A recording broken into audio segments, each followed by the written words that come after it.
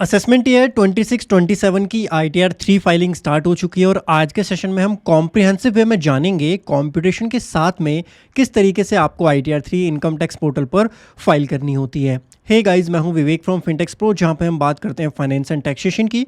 एक बार आपको ओवरव्यू दे देता हूं आज के सेशन में हम कौन कौन सी टॉपिक्स को कवर करेंगे। पूरे इंटरनेट पे one of the comprehensive session आपको मिलने वाला है ITR 3 के ऊपर। सबसे पहले हम ITR 3 की फाइलिंग और कंप्यूटेशन चेक करेंगे, पांचों हेड्स की इनकम को यहाँ कवर करेंगे। Even your balance sheet and P&L भी हम यहाँ पर देखेंगे किस तरीके से आपको रिपोर्ट करने होते हैं।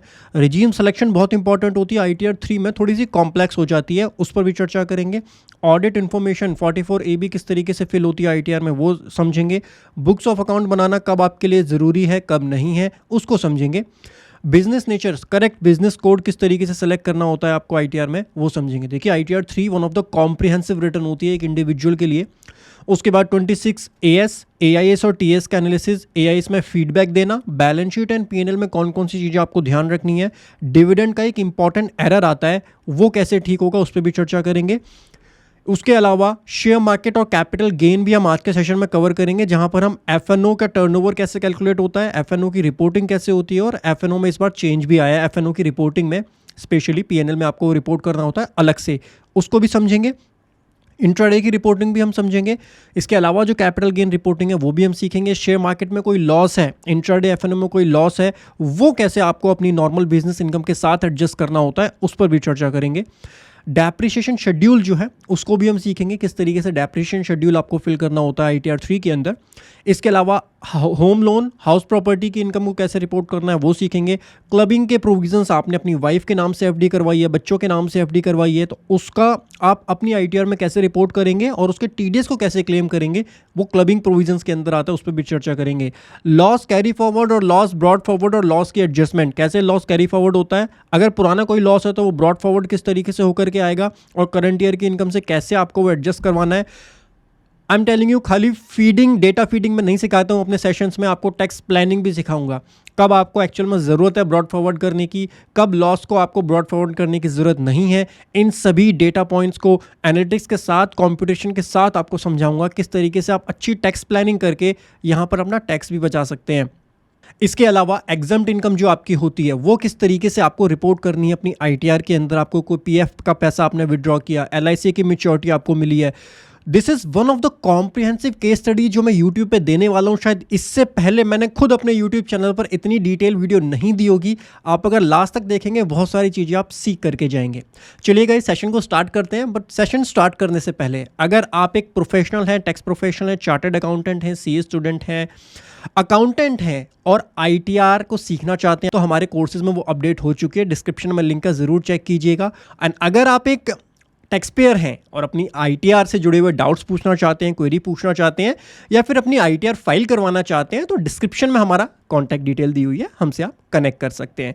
चलिए सर, आज की कॉम्प्रिहेंसिव केस स्टडी डिस्कस करते हैं। मैं पहले ही बता देता हूँ, छोटी मोटी वीडियो 5-10-20 मिनट की मत समझिएगा। मैं डेटा फीडिंग नहीं सिखाता हूँ, कॉम्प्रिहेंसिव एनालिसिस हम करते हैं अपने सेशंस के अंदर एंड वही आज करने वाले हैं। आज मैं आपको केस स्टडी दिखाऊंगा जिसके अंदर आपको ऑलमोस्ट सारी चीज़ें मिल जाएंगी। देखिए, कंपटीशन हम समझेंगे। कंपटीशन के अंदर आपको सैलरी की इनकम भी मैंने रिपोर्ट की हुई है, वैसे आप ये अपने फॉर्म 16 से यहाँ पर इन्फॉर्मेशन आपको मिल जाएगी। हाउस प्रॉपर्टी भी हम सीखेंगे कैसे रिपोर्टिंग होगी। हाउस प्रॉपर्टी की इनकम, रेंटल इनकम आपको मिलती है। उसके बाद आपने कोई होम लोन का इंटरेस्ट पे किया है तो वो कैसे ITR में रिपोर्ट होगा, क्योंकि आपने सुना होगा न्यू रिजीम के अंदर आपको होम लोन का बेनिफिट तो मिलता नहीं है, होम लोन इंटरेस्ट का, वो कैसे क्लेम होता है और उसकी क्या कंडीशंस होती हैं वो भी समझेंगे। P&L जो ये हमने प्रिपेयर किया हुआ है क्लाइंट का P&L, देखिए P&L बनाना मैं नहीं सिखाऊंगा। Obviously this is not your accounting class नहीं है जहां मैं आपको P&L और बैलेंस शीट और अकाउंटिंग एंट्रीज करना सिखाऊं। बट येस, आपको अपने अकाउंट फाइनल करने होते हैं। लेकिन एक चीज़ ध्यान रखिए, हर केस में आपको P&L और बैलेंस शीट बनाने की जरूरत नहीं होती है। ITR 3 में भी 2 केसेस ऐसे आते हैं जहां बिना P&L और बैलेंस शीट के भी काम हो जाता है। एक होता है कि जब आप प्रिजम्पटिव टैक्सेशन में जा रहे हैं तब आपको बैलेंस शीट और P&L की जरूरत नहीं होती है। एंड दूसरा केस वो आता है जब आप नो अकाउंट केस में फॉल करते हैं, वो मैं आपको अभी थोड़ी देर में बताऊंगा कब आपके लिए मैंडेटरी होता है अकाउंट्स बनाना, कब आपके लिए मैंडेटरी नहीं है बुक्स ऑफ अकाउंट बनाना। तो अगर आप नो अकाउंट केस में फॉल करते हैं तब भी आपको बैलेंस शीट P&L की ज़रूरत नहीं होती है। लेकिन अगर बैलेंस शीट बनाई है तो बैलेंस शीट बनानी है और उसको फाइनल भी करना है। वो अकाउंटिंग का पार्ट होता है जहां आप पूरे ईयर की बैंक बैलेंसेस, बैंक की एंट्रीज जो है वो डालते हैं, सेल परचेज को मैच कराते हैं। मैच तो मैं भी करवाऊंगा आपको AIS से और GST से भी मैच करवाऊंगा, बट आपको जो है फाइनलाइजेशन के टाइम पे वो सारे काम करने होते हैं, अकाउंटिंग एंट्रीज डालनी होती है और फिर अपने अकाउंट्स फाइनल करने होते हैं, जिसमें आप डेप्रिसिएशन, प्रोविजन, बहुत सारी चीज़ें होती हैं। मैं उसमें आज के सेशन में ज़्यादा डिटेल में नहीं जा पाऊंगा, हमारा अकाउंटिंग का एक सेपरेट कोर्स रहता है, you can consider that if you are interested in learning की किस तरीके से बनाए जाते हैं। सो डोंट क्वेश्चन मी कि सर मुझे बैलेंस शीट P&L बनाना सिखा दो, क्योंकि बैलेंस शीट P&L ऐसे नहीं बनते। बैलेंस शीट का तो मतलब ही होता है जो पूरे ईयर का आपने अकाउंट्स बनाए हैं उसके जो बैलेंसेज हैं 31 मार्च के वो होते हैं। अब बैलेंसेज आप बिना अकाउंटिंग के करना थोड़ा सा दिक्कत हो जाती है। अच्छा, एक केस ऐसा आता है जैसे कोई क्लाइंट ऐसे होते हैं जो होते तो सैलरी इंडिविजुअल है, बट कई बार शेयर मार्केट की कुछ ट्रांजेक्शंस करते हैं, जैसे इंट्राडे कर लेंगे, वो F&O की थोड़ी ट्रांजेक्शन्स हो जाएंगी, जिसकी वजह से उनके ऊपर ITR 3 अप्लाई हो जाती है। अब इस केस में सर, इस केस में अब हम उनकी पूरे साल की अकाउंटिंग कहाँ से करें? सेविंग अकाउंट से वो थोड़ा बहुत कैपिटल डालते हैं, वहाँ से काम करते हैं। पूरे सेविंग अकाउंट को तो हम टैली के अंदर या बुक्स ऑफ अकाउंट में डालेंगे नहीं। वहाँ पर आप जो है, जिसको हम बोलते हैं इनकम्प्लीट अकाउंट्स बोलते हैं, तो इनकम्प्लीट अकाउंट्स आप बना सकते हो। मतलब अकाउंट, बैलेंस शीट P&L आपका पूरा कंप्लीट होगा, बट उसमें कुछ इन्फॉर्मेशन आप एस्टिमेट बेसिस पर डाल सकते हो। जैसे कैपिटल आप एस्टिमेट बेसिस पर डाल दो, बैंक आप डाल रहे हो, बैंक आप जो बैंक स्टेटमेंट है वहाँ से मैच करा के डाल दो। उसके बाद जो क्लोजिंग स्टॉक होता है और स्टॉक जो दिखाते हो आप, स्टॉक आपका जो भी इन्वेंट्री अगर है कोई शेयर्स की, उसको आप रिपोर्ट कर सकते हो। तो वहाँ पे आप एस्टिमेट बेसिस पर, क्योंकि इतना बड़ा क्लाइंट नहीं है, ज़्यादा कुछ इतनी वहाँ पर कॉम्प्लेक्सिटी आती नहीं है, वहाँ आप कर सकते हो। बट नॉर्मली बैलेंस शीट और P&L जब बनते हैं तो अकाउंटिंग के थ्रू ही ये बनाए जाते हैं। उसके बाद PGBP हेड की कंप्यूटेशन, इसकी चर्चा भी थोड़ी देर में करेंगे। PGBP किस तरीके से कंप्यूट किया जाता है। This is the balance sheet, जो कि हमारी फाइनलाइज्ड बैलेंस शीट है, जिसमें हमने डेप्रिसिएशन भी कैलकुलेट किया हुआ है। डेप्रिसिएशन का एक शेड्यूल है, ये भी मैंने आपको यहाँ पर दिया हुआ है। Then we have capital gain. Capital gain में बिकॉज शेयर मार्केट का केस मैं आपके साथ डिस्कस करूँगा, लॉन्ग टर्म शॉर्ट टर्म दोनों आ जाएंगे, और यहाँ इंट्राडे और F&O भी है, तो आपको एक कॉम्प्रिहेंसिव लर्निंग मिल जाएगी आज के सेशन में।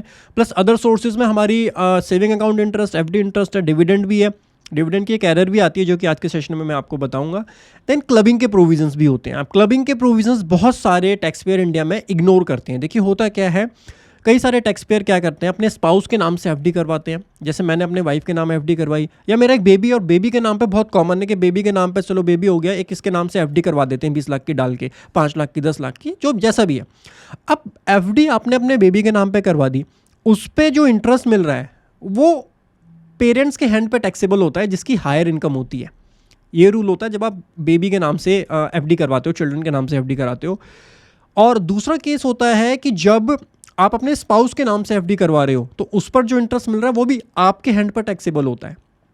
तो इसीलिए यहाँ क्लबिंग के प्रोविजंस अट्रैक्ट हो जाते हैं, और ये आपको इंक्लूड करना होता है। इंडिया में बहुत कॉमन होता है जब स्पाउस के नाम से FD होती है, लेकिन वो इनकम स्पाउस के हैंड पे ही दिखा दी जाती है, which is not the correct approach. Correct approach is this कि आप क्लबिंग के प्रोविजंस के अकॉर्डिंग उसको अपने हेड में दिखाएं, एंड इसका एक सेपरेट शेड्यूल होता है ITR के अंदर, जिसको हम SPI या SPL बोलते हैं। SPI होता है शायद, देख लेंगे, आज के सेशन में ही आएगा वो, उसको भी फिल करना होता है।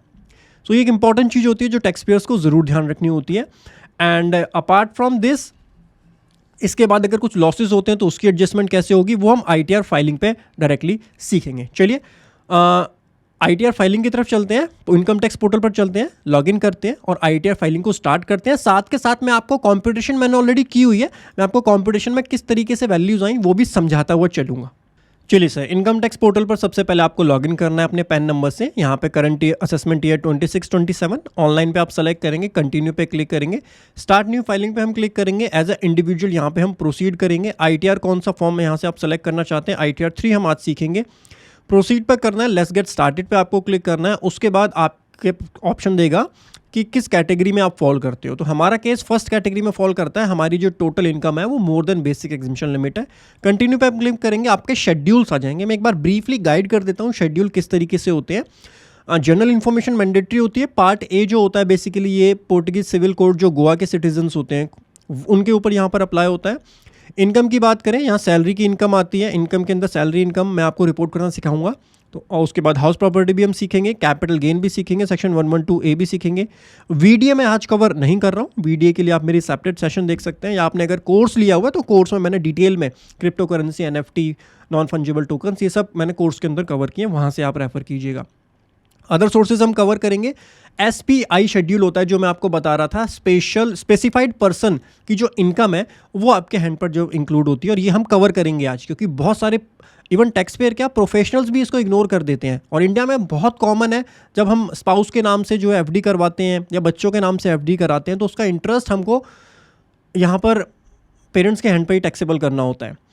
IF शेड्यूल की ज़रूरत नहीं है। अगर आप पार्टनरशिप फॉर्म में पार्टनर हैं तो आपको ये शेड्यूल फिल करना होता है, पार्टनरशिप की डिटेल देनी होती है फॉर्म की। इस पर अभी हम अनचेक करेंगे। एग्जम्प्ट इनकम शेड्यूल मैं चेक करूंगा, बिकॉज मैं आपको बताने वाला हूँ, जैसे PF आपने विदड्रॉ किया, LIC की मैच्योरिटी आपको मिल रही है, पेंशन आपने विदड्रॉ किया, तो वो एग्जम्प्ट इनकम शेड्यूल में जाती हैं, उस पर भी हम चर्चा करेंगे। और कुछ इनकम ऐसी भी होती हैं जो आपको ITR में रिपोर्ट भी नहीं करनी होती, वो भी आपको क्लैरिफिकेशन होनी चाहिए। जैसे आपको कोई गिफ्ट मिला, 50,000 तक के गिफ्ट पर कोई टैक्सेबिलिटी नहीं आती, वो नॉन टैक्सेबल रिसीट्स होती हैं और उसको आपको ITR में रिपोर्ट करने की ज़रूरत नहीं होती है। कोई आपको कॉम्पनसेशन मिला है, लीगल सूट आपने फाइल किया था, वो भी कहीं रिपोर्ट नहीं करना। कोई इंश्योरेंस का मिला है कॉम्पनसेशन, आपकी गाड़ी डैमेज हो गई या कुछ और कॉम्पनसेशन है इंश्योरेंस का, वो भी आपको ITR में रिपोर्ट करने की ज़रूरत नहीं होती है। एंड इसके अलावा जो अगर आप जॉब करते हैं, आपके एम्प्लॉयर से रिम्बर्समेंट्स आपको मिल रही हैं, वो भी ITR में रिपोर्टिंग नहीं होती है। जो परमानेंट सेटलमेंट होता है, एलिमनी जो परमानेंट वाली होती है, वो भी कहीं पर रिपोर्ट करने की ज़रूरत नहीं होती है। इसके अलावा रिलेटिव से जब गिफ्ट मिलते हैं वो भी कहीं रिपोर्टिंग उसकी नहीं की जाती है। वेडिंग के ओकेजन पे भी जो आपको गिफ्ट मिलते हैं उसकी भी रिपोर्टिंग नहीं की जाती है। अच्छा, let me remind you one thing, reporting नहीं की जाती इसका मतलब ये नहीं है कि आपको उसके रिकॉर्ड्स नहीं रखने, आपको रिकॉर्ड सारे संभाल करके रखने हैं, बिकॉज आपके बैंक में तो वो ट्रांजेक्शन हिट हो ही रही होगी। जैसे गिफ्ट मिला तो अगर बैंक से मिला तो बैंक में ट्रांजैक्शन हिट हो रही है, तो आपको उसका रिकॉर्ड तो मेंटेन करके रखना पड़ेगा कि मुझे मेरे पेरेंट्स से मिली या मेरे वेडिंग के ओकेशन पे मिली है। वेडिंग की डायरी होती है वेडिंग के ओकेशंस पर, तो वो सारी चीज़ें आपको डॉक्यूमेंटेशन तो रखने पड़ेंगे। ऐसा नहीं है कि आप डॉक्यूमेंटेशन ही ना रखें। हाँ, ITR में रिपोर्ट करने की रिक्वायरमेंट नहीं होती है, बिकॉज वो नॉन टैक्सेबल रिसीट्स होती हैं हमारी, ठीक है। बाकी एग्जाम्प्ट इनकम तो हम आज सीखेंगे ही, जिसमें जैसे LIC मैच्योरिटी पे आपको मिली, अगर वो एग्जाम्प्ट है तो 10(10)D में जाती है। 10(11), 10(12) के अंदर आपका PF आप विदड्रॉ जब करते हो, अगर वो एग्जाम्प्ट होता है तो वो उन सेक्शंस के अंदर जाता है। और भी कई सारे सेक्शन होते हैं जो हम एग्जाम्प्ट इनकम के अंदर रिपोर्ट करने होते हैं। Schedule PTI pass through income होती है, इन्वेस्टमेंट फंड और बिजनेस ट्रस्ट से जब कोई इनकम आपको आ रही होती है तब वो आपकी एग्जाम्प्ट होती है आपके हैंड पर, वो शेड्यूल PTI में आपको रिपोर्ट करनी होती है। शेड्यूल FSI और शेड्यूल TR, ये दो शेड्यूल्स तब एप्लीकेबल होते हैं जब आप इंडिया के बाहर इन्वेस्टिंग करते हैं, इंडिया के बाहर से आपको कोई इनकम आती है। शेड्यूल FSI होता है फॉरेन सोर्स इनकम। सो अगर आपने US के स्टॉक में इन्वेस्ट किया हुआ है तो आज के सेशन में तो मैं उसे कवर नहीं कर पाऊंगा, क्योंकि वो और भी ज़्यादा कॉम्प्लेक्स हो जाएगा। मेरी 5 घंटे की वीडियो चली जाएगी, जो मैं यूट्यूब पे शायद मेरे लिए पॉसिबल नहीं है इतनी बड़ी वीडियो डालना, तो वो थोड़ा और कॉम्प्लेक्स केस हो जाता है जब आपको फॉरेन से इनकम मिलती है। क्योंकि देखो, फॉरेन से जो इनकम आ रही है उसका कन्वर्जन करना होगा इंडियन रुपीज़ में, और फिर इसकी रिपोर्टिंग अलग तरीके से होती है, तो थोड़ा सा कॉम्प्लेक्स हो जाता है। वो हम आज के सेशन में कवर नहीं करेंगे।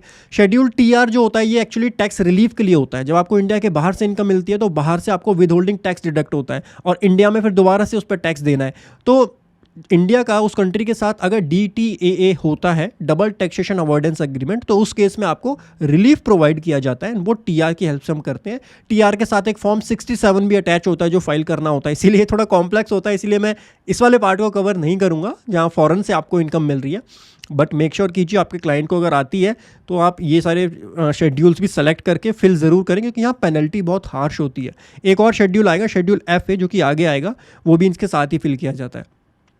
बिजनेस शेड्यूल्स के अंदर चलते हैं भाई। बैलेंस शीट मैंडेटरी है, मैन्युफैक्चरिंग अकाउंट मैंडेटरी है, ट्रेडिंग अकाउंट मैंडेटरी है, P&L मैंडेटरी है, और अदर इन्फॉर्मेशन अगर 44AB का ऑडिट हो रहा है तब मैंडेटरी होता है। मैं अभी ऑडिट वाली ITR डिस्कस नहीं कर रहा हूँ, तो इसलिए मैं इसको अनचेक करूँगा। क्वांटिटेटिव डिटेल्स भी ज़रूरत नहीं है नॉन ऑडिट केस में। BP शेड्यूल मैंडेटरी होता है। साइंटिफिक रिसर्च की डिडक्शन वगैरह आपने लिए, स्पेसिफाइड बिजनेस है तो आप ESR सेलेक्ट करेंगे। ICDS income competition disclose standard profit जो है, ये अगर आपके ऊपर अप्लाई होते हैं तो आप इसको सेलेक्ट कर सकते हैं। उसके बाद TSPA की जो सेकेंडरी एडजस्टमेंट होती है, ट्रांसफर प्राइसिंग की जो एडजस्टमेंट्स होती हैं, वो इसके अंदर जाती हैं। अच्छा, इसके अंदर बिजनेस के अंदर एक्चुअली ना थोड़ी सी टेक्निकल चीज़ें भी होती हैं, तो मैं सारी चीज़ें ऑब्वियसली मेरे लिए पॉसिबल नहीं है कि मैं 2 घंटे की वीडियो में कवर कर पाऊँ, क्योंकि ITR 3 is one of the comprehensive ITR for any individual. तो इसमें आपको इनकम टैक्स में जितनी भी चीज़ें हैं ना, सब कुछ मिलेगा। बट मेरे लिए पॉसिबल नहीं है कि मैं यूट्यूब पर सारी चीज़ें दे पाऊँ। हाँ, कोर्स में मैं ऑलमोस्ट ट्राई करता हूँ सब कुछ आपको दे दूँ, बट यूट्यूब पे क्योंकि कोर्स में मल्टीपल वीडियोस होती हैं, सीरीज़ बनती है वहाँ सेक्शंस की, तो वहाँ थोड़ा अच्छे से मैं दे भी देता हूँ। यूट्यूब पे मेरे लिए पॉसिबल नहीं है 5-5, 6-6 घंटे की वीडियो प्रोवाइड करना TSPA की और ICDS की, तो वो चीज़ आपको थोड़ा माइंड में रखना होगा। शेड्यूल GST ऑप्शनल होता है। आपको अगर फिल करना है तो करो, अदरवाइज इसको आप स्किप भी कर सकते हो। डेप्रिसिएशन की बात करें तो depreciation on plant and machinery और डेप्रिसिएशन समरी इसको कर दीजिए। अनऑब्जर्व डेप्रिसिएशन क्या होता है? अच्छा, डेप्रिसिएशन और शेड्यूल डी कैपिटल गेन पे होता है, वहाँ पर भी कई बार डेप्रिसिएशन आ जाता है जब आप अपनी कोई कैपिटल एसेट सोल्ड करते हैं, इसको भी हम अनचेक रखेंगे। और अनऑब्जर्व डेप्रिसिएशन आपका तब आता है जब आपको लॉसेज हो रहे हैं, तो डेप्रिसिएशन आपको अलाउ नहीं करता इनकम टैक्स, वो अनऑब्जर्व डेप्रिसिएशन में चला जाता है। हमारे केस में वैसे प्रॉफिट वाला केस है तो हम इसको भी अनचेक कर देते हैं। डिडक्शंस पर जाएंगे। डिडक्शंस तो हम वैसे न्यू रिजीम में फाइलिंग करेंगे तो डिडक्शंस को हम सारी डिडक्शंस को अनचेक ही कर देते हैं, क्योंकि कोई पॉइंट नहीं है आज की डेट में डिडक्शन पे ज़्यादा चर्चा करने का। टैक्स के ऊपर ई शॉप पर हम नहीं जाएंगे, tax deferred on E shop मैंने शायद कोर्स में ये कवर किया हुआ है, आप देख लीजिएगा। बाकी ये तीनों मैंडेटरी है। अदर्स की बात करें, CYLA, BFLA, CFL mandatory schedules है, और इस पे मैं आपको वर्किंग भी दिखाऊंगा। कई बार थोड़ी सी कन्फ्यूजन आ जाती है इन शेड्यूल्स के अंदर, उस पर भी चर्चा करेंगे। AMT एप्लीकेबल है नहीं हमारे ऊपर, ऑब्वियसली कोई डिडक्शन हमने लेनी है, तो AMT और AMTC इसका क्रेडिट होता है, ये दोनों ही हम डिसअलाउ कर देंगे। और फॉरेन असेट जो मैं आपको बता रहा था, अगर इंडिया के बाहर कोई असेट है तो आपको यहाँ पर रिपोर्ट करना मैंडेटरी होता है। एंड यहाँ पर फॉरेन असेट ना डिस्क्लोज करने पर ना PMLA एक्ट लग जाता है, तो ब्लैक मनी अनडिस्क्लोज इनकम वाला एक्ट जो होता है, और यहाँ पेनल्टी बहुत हार्श होती है, बहुत हार्श। 10 लाख की आपकी वो होती है पेनल्टी, आपके ऊपर अप्लाई हो सकती है। तो फॉरेन में अगर कोई इनकम है ना, तो उसको थोड़ा सा लाइटली मत लेना, थोड़ा सीरियसली काम करना है ऐसे क्लाइंट्स के लिए। अगर फॉरेन से कोई इनकम आ रही है या फॉरेन में कोई, अच्छा फॉरेन से इनकम की मैं बात करूँ, कई बार क्या होता है ना, लोग कन्फ्यूज हो जाते हैं। आजकल क्या है, सोशल मीडिया का बहुत ज़माना है, तो आई एम ऑल्सो इन्फ्लुएंसर, आप बोल सकते हो। फिनटेक्स प्रो ही यूट्यूब पे हम वीडियोस डालते हैं।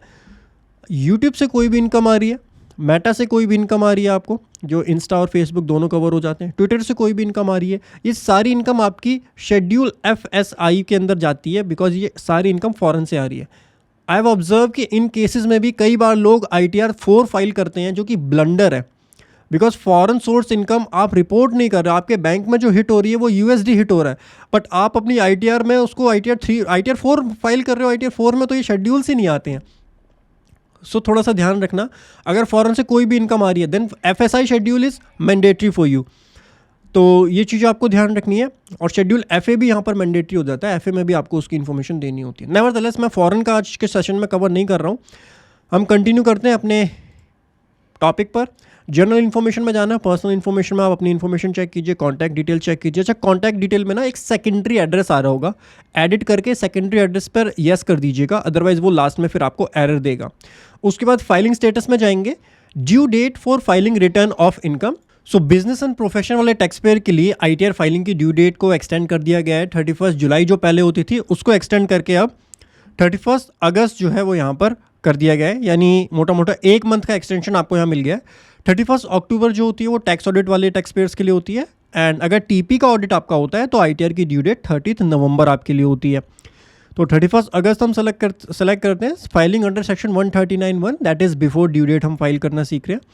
And do you have any income from business और profession from current assessment year, तो यहाँ पे आप येस करेंगे, एंड आपके लिए क्वेश्चनर आ जाएगा फॉर्म रिजीम सेलेक्ट करने का। अब ये जो रिजीम सेलेक्ट करने का क्वेश्चनर है, ये थोड़ा सा टिपिकल है, थोड़ा ध्यान से इसको पढ़िएगा। सबसे पहले A19(1) में आपसे क्वेश्चन पूछा जा रहा है कि कि yes have you file ITR 3 और 4 and have filed form 10 IEA within due date for any earlier assessment year for choosing old tax regime.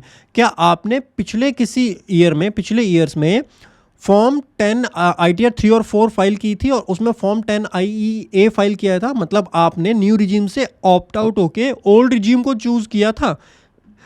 अगर येस तो आपको उसका एक्नॉलेजमेंट नंबर, असेसमेंट ईयर कौन सा है और एक्नॉलेजमेंट नंबर वो यहाँ पर देना होगा। अदरवाइज आप यहाँ पर नो सेलेक्ट करेंगे। नो का मतलब ये है कि आपकी पुरानी ITR, अभी जो क्वेश्चनर है वो प्रीवियस ITR के लिए ध्यान रखिए। इसका मतलब प्रीवियस ITR जो है, प्रीवियस 2 ITR जो है वो आपने डिफ़ॉल्ट टैक्स रिजीम जो न्यू रिजीम है उसके अंदर आपने फाइल की है। नो का मतलब ये होगा। उसके बाद आपसे सेकंड क्वेश्चन पूछा जाएगा कि अगर आपका आंसर नो है, have you furnish form 10 IEA within due date for current assessment year. क्या करंट असेसमेंट ईयर में ओल्ड रिजीम में जाने के लिए आपने फॉर्म फाइल किया है? तो सर करंट, मुझे ओल्ड में तो जाना ही नहीं है। तो ओल्ड में नहीं जाना तो आप यहाँ पे नो सेलेक्ट कर लो, ठीक है, यहाँ पे नो सेलेक्ट कर लो। यहाँ भी नो, यहाँ भी नो। इसका मतलब ना ही तो पिछले किसी साल में आप ओल्ड रिजीम में थे, पिछले किसी साल का मतलब है पिछले 2 साल जब से न्यू रिजीम डिफ़ॉल्ट हुई है वो। तो उन 2 सालों में भी आप जो है वो न्यू रिजीम में ही थे और करंट ईयर में भी आप न्यू रिजीम में ही जा रहे हो। नो और नो यहाँ पे आप सेलेक्ट करेंगे। ठीक है, एक बार आप पिछले ईयर की ना आईटीआर देख लीजिएगा। क्लाइंट्स को कई बार पता नहीं होता, तो आपको प्रीवियस ईयर की आईटीआर में देखना होगा किस तरीके से काम हुआ है, और फॉर्म में जाके देख लीजिएगा फॉर्म 10I ये फाइल है या नहीं है, तो वहाँ से आपको बेटर आइडिया मिल जाएगा। नाउ मूविंग फर्दर, उसके बाद आपको अपना रेजिडेंशियल स्टेटस रेजिडेंट है, मोर देन 182 डेज है, बाकी सब में आप नो करेंगे। सेक्शन 115H का या पोर्टुगीज सिविल कोड ये अप्लाई नहीं होते हैं। रिप्रेजेंटेटिव एसएससी नो रहेगा। डायरेक्टर इन अ कंपनी, तो अगर डायरेक्टर हैं तो यस करके आपको डायरेक्ट अपनी इन्फॉर्मेशन देनी होगी कंपनी की, किस कंपनी में आप डायरेक्टर हैं। कई बार लोग इसको मिस कर देते हैं, ये बहुत इंपॉर्टेंट होता है रिपोर्ट करना। पार्टनर हैं आप किसी फर्म के अंदर, तो आपको यहाँ पर यस करके इन्फॉर्मेशन देनी होगी पार्टनरशिप फर्म की भी। उसके बाद क्या आपने अनलिस्टेड इक्विटी शेयर हेल्ड किए हैं किसी कंपनी के, अगर आप शेयर होल्डर हैं किसी प्राइवेट लिमिटेड कंपनी में, सब्सक्राइबर है या शेयर होल्डर है, तो उस केस में आपको यस करके इसकी पूरी डिटेल यहाँ पर जो है वो देनी होती है। किस तरीके से वो यहाँ पे यस करेंगे और पूरी इन्फॉर्मेशन देंगे, कितने शेयर्स आपने परचेज़ किए, कितने सेल किए, ओपनिंग क्या है और कितना क्लोजिंग आपके ऊपर क्लोजिंग इक्विटी शेयर्स हैं, सबकी इन्फॉर्मेशन आपको यहाँ पर सेपरेटली देनी होती है। ठीक है, यहाँ पे हम अभी नो कर देते हैं। In case of non resident, is there a permanent establishment in India. अगर नॉन रेजिडेंट का केस होता है तो पीई इंडिया में है या नहीं है, और अगर नॉन रेजिडेंट का केस है क्या सिग्निफिकेंट इकोनॉमिक प्रेजेंस है इंडिया में या नहीं है। अगर यहाँ पे एक लिमिट होती है अमाउंट की, उससे नॉन रेजिडेंट के लिए एप्लीकेबल होता है, अगर उसको क्रॉस कर देते हैं तो आपको यहाँ पर यस सेलेक्ट करना होता है। हमारे केस में ये रेजिडेंट का केस हम कर रहे हैं, तो दोनों ही डिसेबल हो रखे हैं, ये भी डिसेबल हो रखा है, ये भी डिसेबल हो रखा है। ये सारे आपके नॉन रेजिडेंट के केस में अप्लाई होते हैं। आईएफएससी में आपकी कोई यूनिट है, अगर है आईएफएससी में तो आप यस कर सकते हैं, अदरवाइज आप नो कीजिए। फॉरेन पोर्टफोलियो इन्वेस्टर है तो यस कीजिए, अदरवाइज नो करेंगे आप यहाँ पे। देन इंपॉर्टेंट पॉइंट आता है ऑडिट इन्फॉर्मेशन का। ऑडिट इन्फॉर्मेशन में सबसे पहला क्वेश्चन है, are you liable to maintain accounts as per section number 44AA। And बहुत सारे लोग यहाँ पर अंदाजे से यस और नो कर देते हैं। लेट मी टेल यू, यहाँ कोई अंदाजा नहीं चलता। जब कोई सेक्शन लिखा हुआ है तो आपको उस सेक्शन के अकॉर्डिंग काम करना होगा। And I am gonna tell you के क्या लिमिट्स होती हैं 44AA की। और बाय द वे मैं आपको इंटरेस्टिंग चीज़ ये, सेक्शन तो 44AA है, बट मैं आपको सेक्शन 62 से पढ़ाऊँगा, बिकॉज सेक्शन 62 जो है इनकम टैक्स एक्ट 2025 का है, एंड ओल्ड में जो है वो 44AA है। टेंशन न लो, दोनों में लिमिट सेम है, तो कंसेप्चुअली कहीं भी आप गलत नहीं होगे, बट माइंड में ध्यान रखना, old section 44AA, new section section number 62। In case of person carrying on specified profession. Specified profession का मतलब क्या होता है, स्पेसिफाइड प्रोफेशन के अंदर कुछ specific professional income tax cover करता है, जिसमें कि चार्टर्ड अकाउंटेंट आता है, डॉक्टर आता है, इंजीनियर्स आते हैं, और कंपनी सेक्रेटरी भी आता है, इंटीरियर डेकोरेटर आता है, फिल्म आर्टिस्ट आते हैं। ये मैंने कुछ एग्जांपल आपको दिए जो स्पेसिफिक प्रोफेशन में फॉल होते हैं, तो वो आ जाएंगे। और सेकंड बी है, any person carrying on business और any profession not being a profession refer to clause. इसके अलावा कोई प्रोफेशन है, देखो ये तो स्पेसिफाइड प्रोफेशन हो गए जो मैंने बताए, इसके अलावा भी कई प्रोफेशन होते हैं, जैसे कोई सैलून है, कोई बुटीक है, दीज आर ऑल्सो प्रोफेशनल्स में ही कैटेगराइज किए जाते हैं, बट वो इसमें फॉल नहीं होंगे। And satisfying the condition referred to in subsection 2 shall keep and maintain such books of account and other document to enable the assessing officer to compute his income। ठीक है, तो अगर आपका स्पेसिफाइड प्रोफेशन है तो mandatory है, और उसके अलावा कोई प्रोफेशन है या नॉर्मल बिजनेस है आपका, तो आपको ये कंडीशंस चेक करनी है। अगर ये कंडीशंस की टर्नओवर और प्रॉफिट की लिमिट हम चेक करेंगे, अगर वो क्रॉस होती है तो आपके लिए मैंडेटरी है बुक्स ऑफ अकाउंट बनाना। ठीक है, बुक्स ऑफ अकाउंट के अंदर सारी चीज़ें आती हैं, आपकी जर्नल एंट्री, ट्रायल बैलेंस, फिर आपका P&L, अभी इसके अंदर वैसे मेंशन होगा क्या क्या चीज़ें उसके अंदर कवर होंगी। The condition in respect of person refer to in subsection 1B shall be the following. क्या कंडीशन है, where the income from business और प्रोफेशन एक्सीड 1,20,000 रुपीज़ और इट्स सेल्स, या उसकी सेल एक्सीड हो जाती है, टर्नओवर या gross receipt from such business and profession exceed 10 lakh rupees in any of the 3 year immediate preceding the tax year. जिस tax year की, वैसे ये टैक्स ईयर में बात करता है, बट पुराने एक्ट में यहाँ पर असेसमेंट ईयर में और प्रीवियस ईयर में बात की हुई है। यहाँ पर क्योंकि न्यू एक्ट है तो इसमें टैक्स ईयर का कंसेप्ट चलता है। खैर, हमको लिमिट से मतलब है, तो इनकम की जो लिमिट रहती है वो रहती है 1,20,000 की। पिछले 3 साल में अगर किसी भी साल आपकी बिजनेस की या प्रोफेशन की इनकम 1,20,000 को एक्सीड कर गई है, या आपकी जो टर्नओवर है बिजनेस की वो 10 लाख को क्रॉस कर गई है, देन इन केस दोनों में से कोई भी चीज़ सेटिस्फाई हो रही है तो आपके लिए मैंडेटरी है अपने बुक्स ऑफ अकाउंट मेंटेन करना। सेकंड है वेयर बिजनेस और प्रोफेशन इज न्यूली सेटअप, नया सेटअप बिजनेस है तो आप ये लिमिट फिर केवल सच प्रोफेशन लाइकली टू एक्सीड, तो करंट ईयर में ऑब्वियसली आप एस्टिमेट कर नहीं पाओगे, तो अगर लाइकली टू एक्सीड है तो सेम लिमिट सेम रहती है 1,20,000 की, और 10 लाख टर्नओवर की लिमिट रहती है, इनकम की लिमिट 1,20,000 की रहती है। अगर वो क्रॉस होती है तो उस केस में भी आपको बुक्स ऑफ अकाउंट बनाना जरूरी है। सी है where during the tax year the assessee refer to in 58-61 has claim income from business और प्रोफेशन। ये बेसिकली प्रिजम्पटिव टैक्सेशन के सेक्शन है। प्रिजम्पटिव टैक्सेशन से कम प्रॉफिट डिक्लेयर कर रहे हो तब भी बुक्स ऑफ अकाउंट आपके लिए मैंडेटरी हो जाता है। इन केस ऑफ इंडिविजुअल और HUF clause A B shall be modified to the extent of income from such business और profession exceeding 2,50,000 and its total sale 25 lakh rupees. तो बेसिकली ये जो ऊपर वाली कंडीशन है बुक्स ऑफ अकाउंट मेंटेन करने के लिए, ये अदर देन इंडिविजुअल और HUF पर लगती हैं। क्लॉज डी की जो कंडीशंस हैं वो इंडिविजुअल और HUF के ऊपर अप्लाई की जाती हैं, और यहाँ पर इंडिविजुअल और HUF के लिए जो लिमिट होती है वो कितनी होती है, टर्नओवर की लिमिट कितनी है 25 लाख, और प्रॉफिट की लिमिट कितनी है 2,50,000 रुपीज़। तो अगर आप एक इंडिविजुअल हैं और आपकी इनकम 2,50,000 को एक्सीड कर रही है तो आपके लिए मैंडेटरी होता है बुक्स ऑफ अकाउंट को मेंटेन करना, ठीक है। या अगर 25 लाख को आपका ये क्रॉस हो रहा है, 25 लाख आपका ये टर्नओवर क्रॉस होता है, तब भी आपके लिए बुक्स ऑफ अकाउंट मेंटेन करना मैंडेटरी होता है। बुक्स ऑफ अकाउंट में आपकी सारी चीज़ें आ जाती हैं, जिसमें आपका balance sheet, P&L, trial, ledger, journal, सारी चीज़ें आपको मेंटेन करनी होंगी, ठीक है। सो कंडीशन हमारे लिए क्या है, हम एक इंडिविजुअल की बात कर रहे हैं। इंडिविजुअल के केस में अगर हमारी बिजनेस की इनकम 2,50,000 को क्रॉस, अच्छा यहाँ एक कंडीशन और लगती है, एक एक्सेप्शन आती है, एक्चुअली कंडीशन नहीं होती, एक एक्सेप्शन होती है। अगर आप प्रिजम्पटिव टैक्सेशन की तरफ जा रहे हैं, प्रिजम्पटिव टैक्सेशन की जो टर्नओवर लिमिट्स होती हैं वो थोड़ी ज़्यादा होती हैं, इसके नीचे ही प्रिजम्पटिव का ऑप्शन होता है। प्रिजम्पटिव टैक्सेशन जैसे 44 AD है, उसकी लिमिट जो होती है वो 2 करोड़ या 3 करोड़ होती है। डिजिटल ट्रांजैक्शन के केस में 3 करोड़ और नॉर्मल के केस में 2 करोड़ होती है। प्रोफेशन की बात करें 44 ADA है, वहाँ 50 लाख और 75 लाख होती है। कैश ओरिएंटेड बिजनेस में 50 लाख की रिसीट्स, और डिजिटल बिजनेसेस के केस में 75 लाख की जो रिसीट्स होती हैं वो कंडीशन होती हैं। तो बुक्स ऑफ अकाउंट बनाने की एक एग्जम्पशन होती है। एक्सेप्शन ये होती है कि अगर आप प्रिजम्पटिव टैक्सेशन में जा रहे हो तो उस केस में बुक्स ऑफ अकाउंट बनाने की ज़रूरत नहीं होती है। सो हमारे केस में हम अपनी कॉम्पिटिशन में एक बार चलते हैं, एंड मैं आपको दिखाता हूँ हमारी बिजनेस की इनकम कितनी है। अगर आप PGBP में देखेंगे तो 15 लाख से ऊपर की बिजनेस की इनकम आ रही है, तो इसका मतलब, और हम प्रिजम्पटिव टैक्सेशन में जा नहीं रहे हैं, तो प्रिजम्पटिव टैक्सेशन में नहीं है तो उस लिमिट को क्रॉस कर रहे हैं, तो हमारे लिए बुक्स ऑफ अकाउंट मेंटेन करना मैंडेटरी है, ठीक है। यहाँ पे कई लोग अंदाजे से डाल देते हैं या सुन लो, ऐसा मत करना।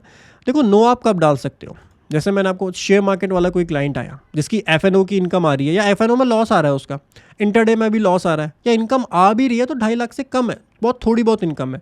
जॉब करता है वो, जॉब के साथ साथ उसको ये लॉसेज हो रहे हैं या थोड़ी बहुत इनकम आ रही है, तो उस केस में 2.5 लाख के अंडर है, 2.5 लाख की बुक्स ऑफ अकाउंट बनाने की लिमिट है, उसके अंडर है, इसीलिए यहाँ पर हम नो कर सकते हैं उस केसेस में, ठीक है। लेकिन मेरे केस में तो हमारी बिजनेस की इनकम भी आ रही है 15 लाख की, और प्रिजम्पटिव टैक्सेशन में हम जा नहीं रहे, तो हमारे लिए बुक्स ऑफ अकाउंट मेंटेन करना मैंडेटरी है, ठीक है। तो यहाँ अंदाजे से मत डालना, आपको मेक श्योर करना है आपके कॉम्पिटिशन और स्टेटस क्लाइंट का क्या बोलता है, उसके हिसाब से आपको यहाँ येस और नो करना होता है।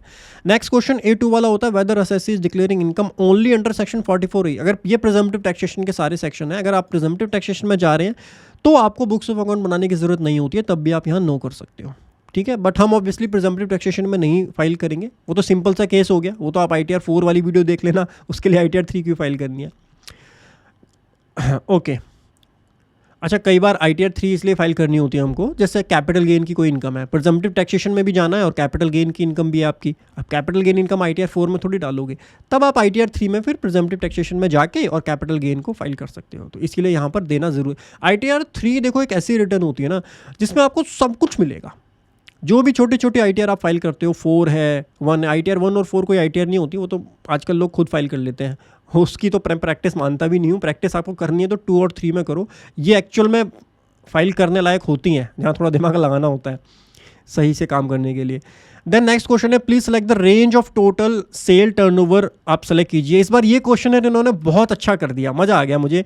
पिछले साल तक यहीं पर मेरे 10-10, 15-15 मिनट वेस्ट होते थे, अब ये इन्होंने बहुत सिंपल कर दिया। Turnover up to 1 crore, 1 crore से 10 करोड़ और मोर देन 10 करोड़। तो हमारा केस वैसे फॉल कहाँ होगा? टर्नओवर जो हमारी कितनी आ रही है टोटल टर्नओवर? हमारे केस में टर्नओवर आ रही है 1,15,90,000। तो 1 करोड़ से 10 करोड़ के बीच में है ये वाला, नहीं ये वाला है। अब ये वाला जैसे ही सेलेक्ट करते हैं तो 2 क्वेश्चनर और आ जाते हैं। अब देखिए टैक्स ऑडिट के लिए 2 लिमिट अप्लाई होती हैं, एक 1 करोड़ की, एक 10 करोड़ की। अगर आपका कैश ओरिएंटेड बिजनेस है तो 1 करोड़ टर्नओवर लिमिट है, अगर डिजिटल बिजनेस है तो 10 करोड़ लिमिट है। अच्छा, मैं अपना केस एक्सप्लेन कर देता हूँ। यहाँ पे जितनी भी ट्रांजैक्शंस है सारी डिजिटल नेचर से आई हैं, कैश में ना ही कोई रिसीट है ना ही कोई पेमेंट है, ठीक है। तो आप क्लाइंट के बुक्स को एक बार चेक कर लीजिएगा, कैश में कितनी ट्रांजेक्शन्स हो रही हैं, उसके बाद आपकी लिमिट डिसाइड होगी।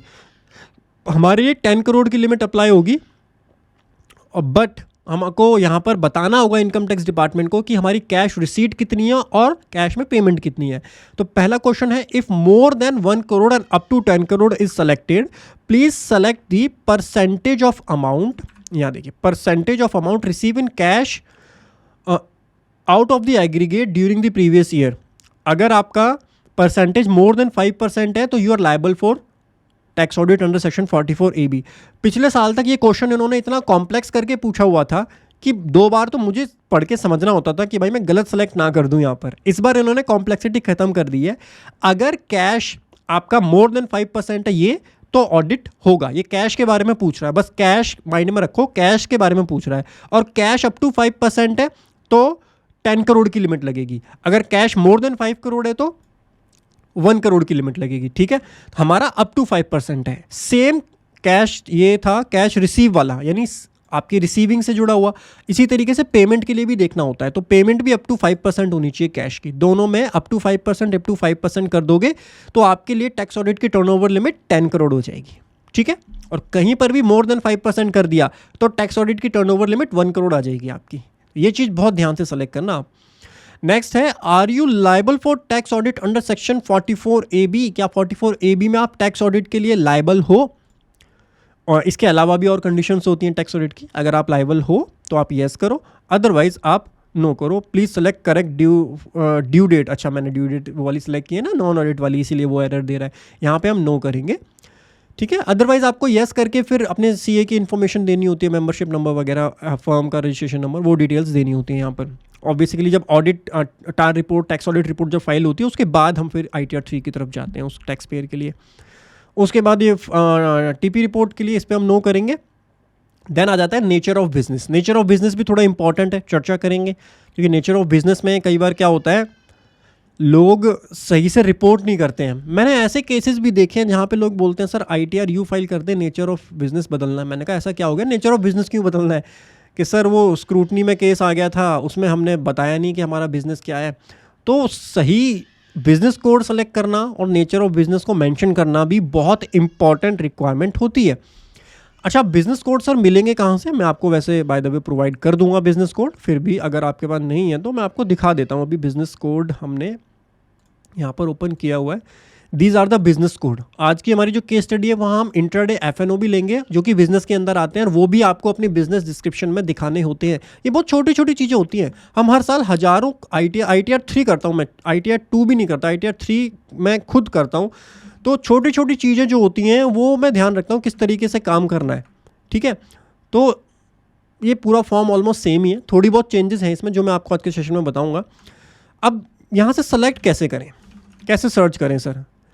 देखो, पहले तो मेरा जो नॉर्मल बिजनेस है वो डाल देते हैं, जो कि हम डालेंगे। मेरे बिजनेस कोड कहाँ लिखे थे, वो गायब ही हो गया, मेरा बिजनेस कोड वाला पेज ही गायब हो गया। चलो बिजनेस कोड यहाँ से सर्च कर लेते हैं। जैसे एजुकेशन का डालते हैं सबसे पहले।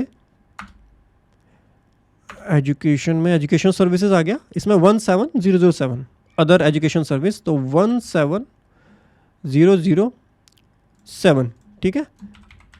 ये मैं अपने इससे डाल देता हूँ, यहाँ से डाल देता हूँ। ये मेरा पूरा नाम है फॉर्म का, तो इसका फॉर्म का नेम यहाँ से डाल देते हैं। कंप्लीट नेम डाल दीजिएगा जो आपके फॉर्म का है। GST नंबर है तो GST वाला नेम डाल दीजिएगा, ठीक है। ऑनलाइन एजुकेशन या टीचिंग या कोचिंग, ये सेव कर दिया। और भी बिजनेस है वो हम डाल देते हैं, लाइक और बिजनेस क्या हो गया हमारा, शेयर मार्केट का है ना, तो शेयर मार्केट का आप अच्छा सोशल मीडिया इन्फ्लुएंसर भी तो हूँ मैं। जैसे अगर किसी आप सोशल मीडिया इन्फ्लुएंसर का कर रहे हो ना, ध्यान रखना 16021 आप यहाँ पे आएगा 16021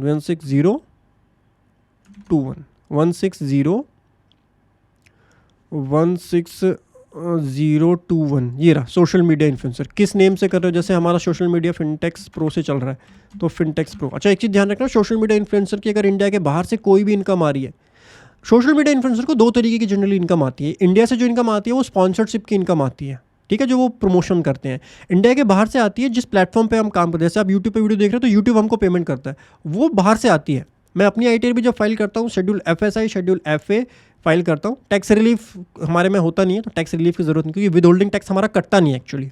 इंडिया और US का DTA है, तो यूट्यूब से जो इनकम आती है वहाँ एक फॉर्म W बैन करके होता है 8, वो फाइल कर देते हो तो आपका विद होल्डिंग नहीं काटता US वाला। तो उसकी रिक्वायरमेंट हमको होती नहीं है कि हम टैक्स रिलीफ क्लेम करें, फॉर्म 67 करें, बट FSI और FA हम फाइल करते हैं। अब हमारे पास जितने भी सोशल मीडिया इन्फ्लुएंसर्स आते हैं उन सब के लिए हम फाइल करते हैं। तो आप मेक श्योर कीजिएगा कोई ऐसा क्लाइंट आपके पास है तो थोड़ा ध्यान से फाइल करें। ये आ गया, डिस्क्रिप्शन में भी फिनटेक्स प्रो ही डाल देते हैं, इसको भी सेव कर लेते हैं। उसके बाद हमारी टैक्स कंसल्टेंसी का भी है, तो टैक्स कंसल्टेंसी का बिजनेस कोड क्या है? 16003, ठीक है। ये हम सेम नेम से करते हैं, इसी नेम से करते हैं, इसको सेव कर दे। डिस्क्रिप्शन मैंडेटरी नहीं होता, ट्रेड नेम डाल दोगे आपका काम चल जाएगा। उसके बाद आपका share market, share buying and selling. अच्छा अब थोड़ा ध्यान से डालना है यहाँ पर, देखो बाइंग एंड सेलिंग शेयर आ रहा है एक आपका ये, फिर फ्यूचर एंड ऑप्शन ट्रेडिंग आ रहा है ये, और स्पेकुलेटिव ट्रेडिंग आ रहा है ये। अब कई बार ये मिस्टेक हो जाती है छोटी सी कि हम बाइंग एंड सेलिंग शेयर को भी बिजनेस डिस्क्रिप्शन में दिखा देते हैं। ये आपको बिजनेस के डिस्क्रिप्शन में कब दिखाना है? जब लॉन्ग टर्म और शॉर्ट टर्म के जो आपके ट्रेड्स होते हैं वो भी आप बिजनेस की तरह ही, मतलब आपका काम ही है, आप फुल टाइम अगर ट्रेडर हो तब आप ये वाला ऑप्शन सेलेक्ट करोगे, क्योंकि उस केस में आपके लिए long term short term cap gain नहीं आएंगे। उस केस में आपके लिए आएगा केवल बिजनेस इनकम। जो आपने सेल किया वो सेल, जो परचेज किया वो परचेज, खर्चे माइनस करो प्रॉफिट, जैसे नॉर्मल बिजनेस होता है। तो अगर आप अपने लॉन्ग टर्म और शॉर्ट टर्म कैप गेन को लेके जाना चाहते हो बिजनेसेस के अंदर, उस केस में आप ये वाला जो होता है 21011 इसको सेलेक्ट कीजिएगा। अदरवाइज नॉर्मल प्रैक्टिस क्या होती है? नॉर्मल प्रैक्टिस ये होती है कि FNO इंट्राडे इसको हम रिपोर्ट करते हैं बिजनेस के अंदर, और बाकी जो कैप गेन होते हैं लॉन्ग टर्म शॉर्ट टर्म उसको हम कैपिटल गेन में लेकर के जाते हैं। तो अगर आप वो स्टैंडर्ड प्रैक्टिस फॉलो करना चाहते हो, कोई भी प्रैक्टिस फॉलो करो, गवर्नमेंट को इतना ज़्यादा रिस्ट्रिक्ट नहीं करती है, लेकिन आपको कंसिस्टेंटली उसको फॉलो करना होगा। अगर आप एक ट्रीटमेंट लेके चल रहे हो कि लॉन्ग टर्म शॉर्ट टर्म को हम कैप गेन मानेंगे, तो फिर आपको वही हर साल अपनी प्रैक्टिस फॉलो करनी होगी, ठीक है। ये क्लाइंट को भी इस तरीके से गाइड कर दीजिएगा। तो यहाँ पे जैसे स्पेकुलेटिव ट्रेडिंग हम करेंगे, स्पेकुलेटिव ट्रेडिंग का है 21009 स्पेकुलेटिव ट्रेडिंग आ गया। अब ये आप अपने नाम से ही करते हो, कोई आपने बना रखी है फॉर्म वगैरह तो उसका नाम डाल दो, वरना आप अपने नाम से कर दो। स्पेकुलेटिव के साथ साथ एक और ऐड करेंगे, स्पेकुलेटिव के साथ साथ हमारा फ्यूचर ऑन ऑप्शन 21010। मेरी वीडियो इसीलिए लंबी बनती है क्योंकि मैं तो आपको देखो एक्चुअल केस स्टडी दिखा रहा हूँ एक। अगर मुझे खाली बताना होता सेलेक्ट कर लो, केवल 5 सेकंड का काम है कि यहाँ से सेलेक्ट कर लो और नाम डाल दो, लेकिन मुझे जब एक्चुअल पूरी केस स्टडी आपको दिखानी है तो टाइम लेगी वो। 21010 फ्यूचर ऑन ऑप्शन, ठीक है। ये भी हम अपने नाम से यहाँ पर डाल देते हैं, इसको सेव कर देते हैं। जितने भी बिजनेसेस हैं उसको बहुत ध्यान से यहाँ पर मेंशन कर दीजिएगा, वरना बाद में कई बार परेशान होते हुए मैंने देखा है क्लाइंट्स को कि सर ये बिज़नेस हमारे इसमें ऐड नहीं था, और उसने क्वेरी निकाल दी कि आपने बिज़नेस में तो कुछ डाला ही नहीं है इस तरीके का। आप यहाँ पर नोटिस में रिप्लाई दे रहे हो कि हम ये काम भी करते हैं, बट अपने ITR में उसको बिज़नेस डिस्क्रिप्शन में मेंशन नहीं किया है। खैर ये मैं आपको नोटिस और स्क्रूटनी की बातें बता रहा हूँ, बट बेस लाइन यही है कि जितने बिजनेसेस हैं वो सारे यहाँ पर मेंशन करने हैं आपको, ठीक है। बैंक डिटेल्स भी सारी मेंशन करना मैंडेटरी हो गया है, काफ़ी टाइम पहले से ही हो गया है, यहाँ पर भी पेनल्टी लगती है। अब बैंक डिटेल आजकल आपके AIS से भी आ जाती है। अभी थोड़ी देर में हम AIS में चलेंगे, वहाँ पर देखेंगे AIS के अंदर आपके सभी बैंक अकाउंट का, सेविंग अकाउंट का, सभी का इंटरेस्ट आ जाता है। उस पर अभी थोड़ी देर में चर्चा करेंगे। तो वहाँ से आइडेंटिफाई हो जाता है कि आपका बैंक तो इस अकाउंट में है, इंटरेस्ट आ रहा है आपके अकाउंट में और आपने यहाँ रिपोर्ट नहीं किया, तो वहाँ भी परेशानी आ सकती है। कंफर्म कर देंगे इसको हम। उसके बाद जाएंगे बैलेंस शीट के ऊपर। बैलेंस शीट में सबसे पहले आता है सोर्सेज ऑफ फंड। अब हम चलेंगे अपनी कंपटीशन पर। बैलेंस शीट पे जो हमने प्रिपेयर की है, ये बैलेंस शीट है। ये बैलेंस शीट हमारी प्रॉपर बुक्स ऑफ अकाउंट बनाने के बाद आई है। तो आप मेरे से ये मत पूछना कि सर बैलेंस शीट बनाना सिखा दूँ, सिखा नहीं पाऊँगा मैं। ये सारी एंट्रीज आई हैं यहाँ पर, एक्सेप्ट दीज इंट्रा, एक सेकंड रुकना, INTRA इंट्राडे। इसमें हमने इंट्राडे और FNO के जो वो है वो भी यहाँ पर कंसीडर कर लिए अपनी बैलेंस शीट के अंदर, क्योंकि हमको जो रिपोर्ट करना है बैलेंस शीट में, देखिए अच्छा मैं क्लैरिफाई कर देता हूँ। ITR में जब रिपोर्टिंग आप करते हैं तो कंसोलिडेटेड बेसिस पर रिपोर्टिंग करेंगे। जैसे अगर GST में हो सकता है कि आपका 5 स्टेट के अंदर बिजनेस है इंडिया में, तो 5 स्टेट का हो सकता है अलग अलग GST नंबर हो आपके पास और अलग अलग अकाउंटिंग करते हो आप हर स्टेट की। लेकिन जब आप रिपोर्टिंग करोगे ITR के अंदर, तब आपको कंसोलिडेट करने होंगे अपने अकाउंट्स, सारे अकाउंट कंसोलिडेट करके सभी का जो कंसोलिडेटेड प्रॉफिट आ रहा है वो, और जो कंसोलिडेटेड आपकी बैलेंस शीट है वो आपको रिपोर्ट करनी होगी यहाँ पर। ठीक है, इस चीज़ का ध्यान आप ज़रूर रखना। GST में थोड़ी अलग प्रैक्टिस होती है हमारी, GST में अलग तरीके से थोड़ा काम होता है, इनकम टैक्स में हम कंसोलिडेटेड बेसिस पर काम करते हैं। चलिए तो अब फिल करते हैं यहाँ पर डेटा। सोर्सेज ऑफ फंड में एडिट करेंगे एंड सोर्सेज ऑफ फंड में हमारा कैपिटल आ रहा है। प्रोप्राइटर फंड में जाएंगे, कैपिटल जो भी आ रहा है 2613916, 2613916 कैपिटल आ गया। उसके बाद में करंट लायबिलिटीज़, लोन फंड कुछ भी नहीं है वैसे हमारे केस में, ज़्यादा इतनी कोई खास बैलेंस शीट नहीं है, इसको हम सेव कर देंगे। उसके बाद एप्लीकेशन ऑफ फंड में जाएंगे, यहाँ पर एडिट करेंगे। एप्लीकेशन ऑफ फंड में फिक्स असेट, ग्रॉस ब्लॉक और नेट ब्लॉक ये अपने को डेप्रिसिएशन शेड्यूल में मिलेगा। ग्रॉस ब्लॉक जो है वो ये रहा 760060, 760060 एंड नेट ब्लॉक कितना है, डेप्रिसिएशन कितना है हमारा 151106, 151106, तो वैल्यू आ जाएगी 608954। ठीक है, ये परफेक्ट हो गया। उसके बाद हम इसको सेव कर देंगे। और भी कुछ है ना असेट के अंदर, हमारा बैंक बैलेंस और है, बैंक बैलेंस। तो बैंक बैलेंस आपको नीचे दिखाना होगा करंट असेट्स के अंदर। करंट असेट्स में आपका बैंक बैलेंस आएगा, ये रहा बैलेंस विद बैंक।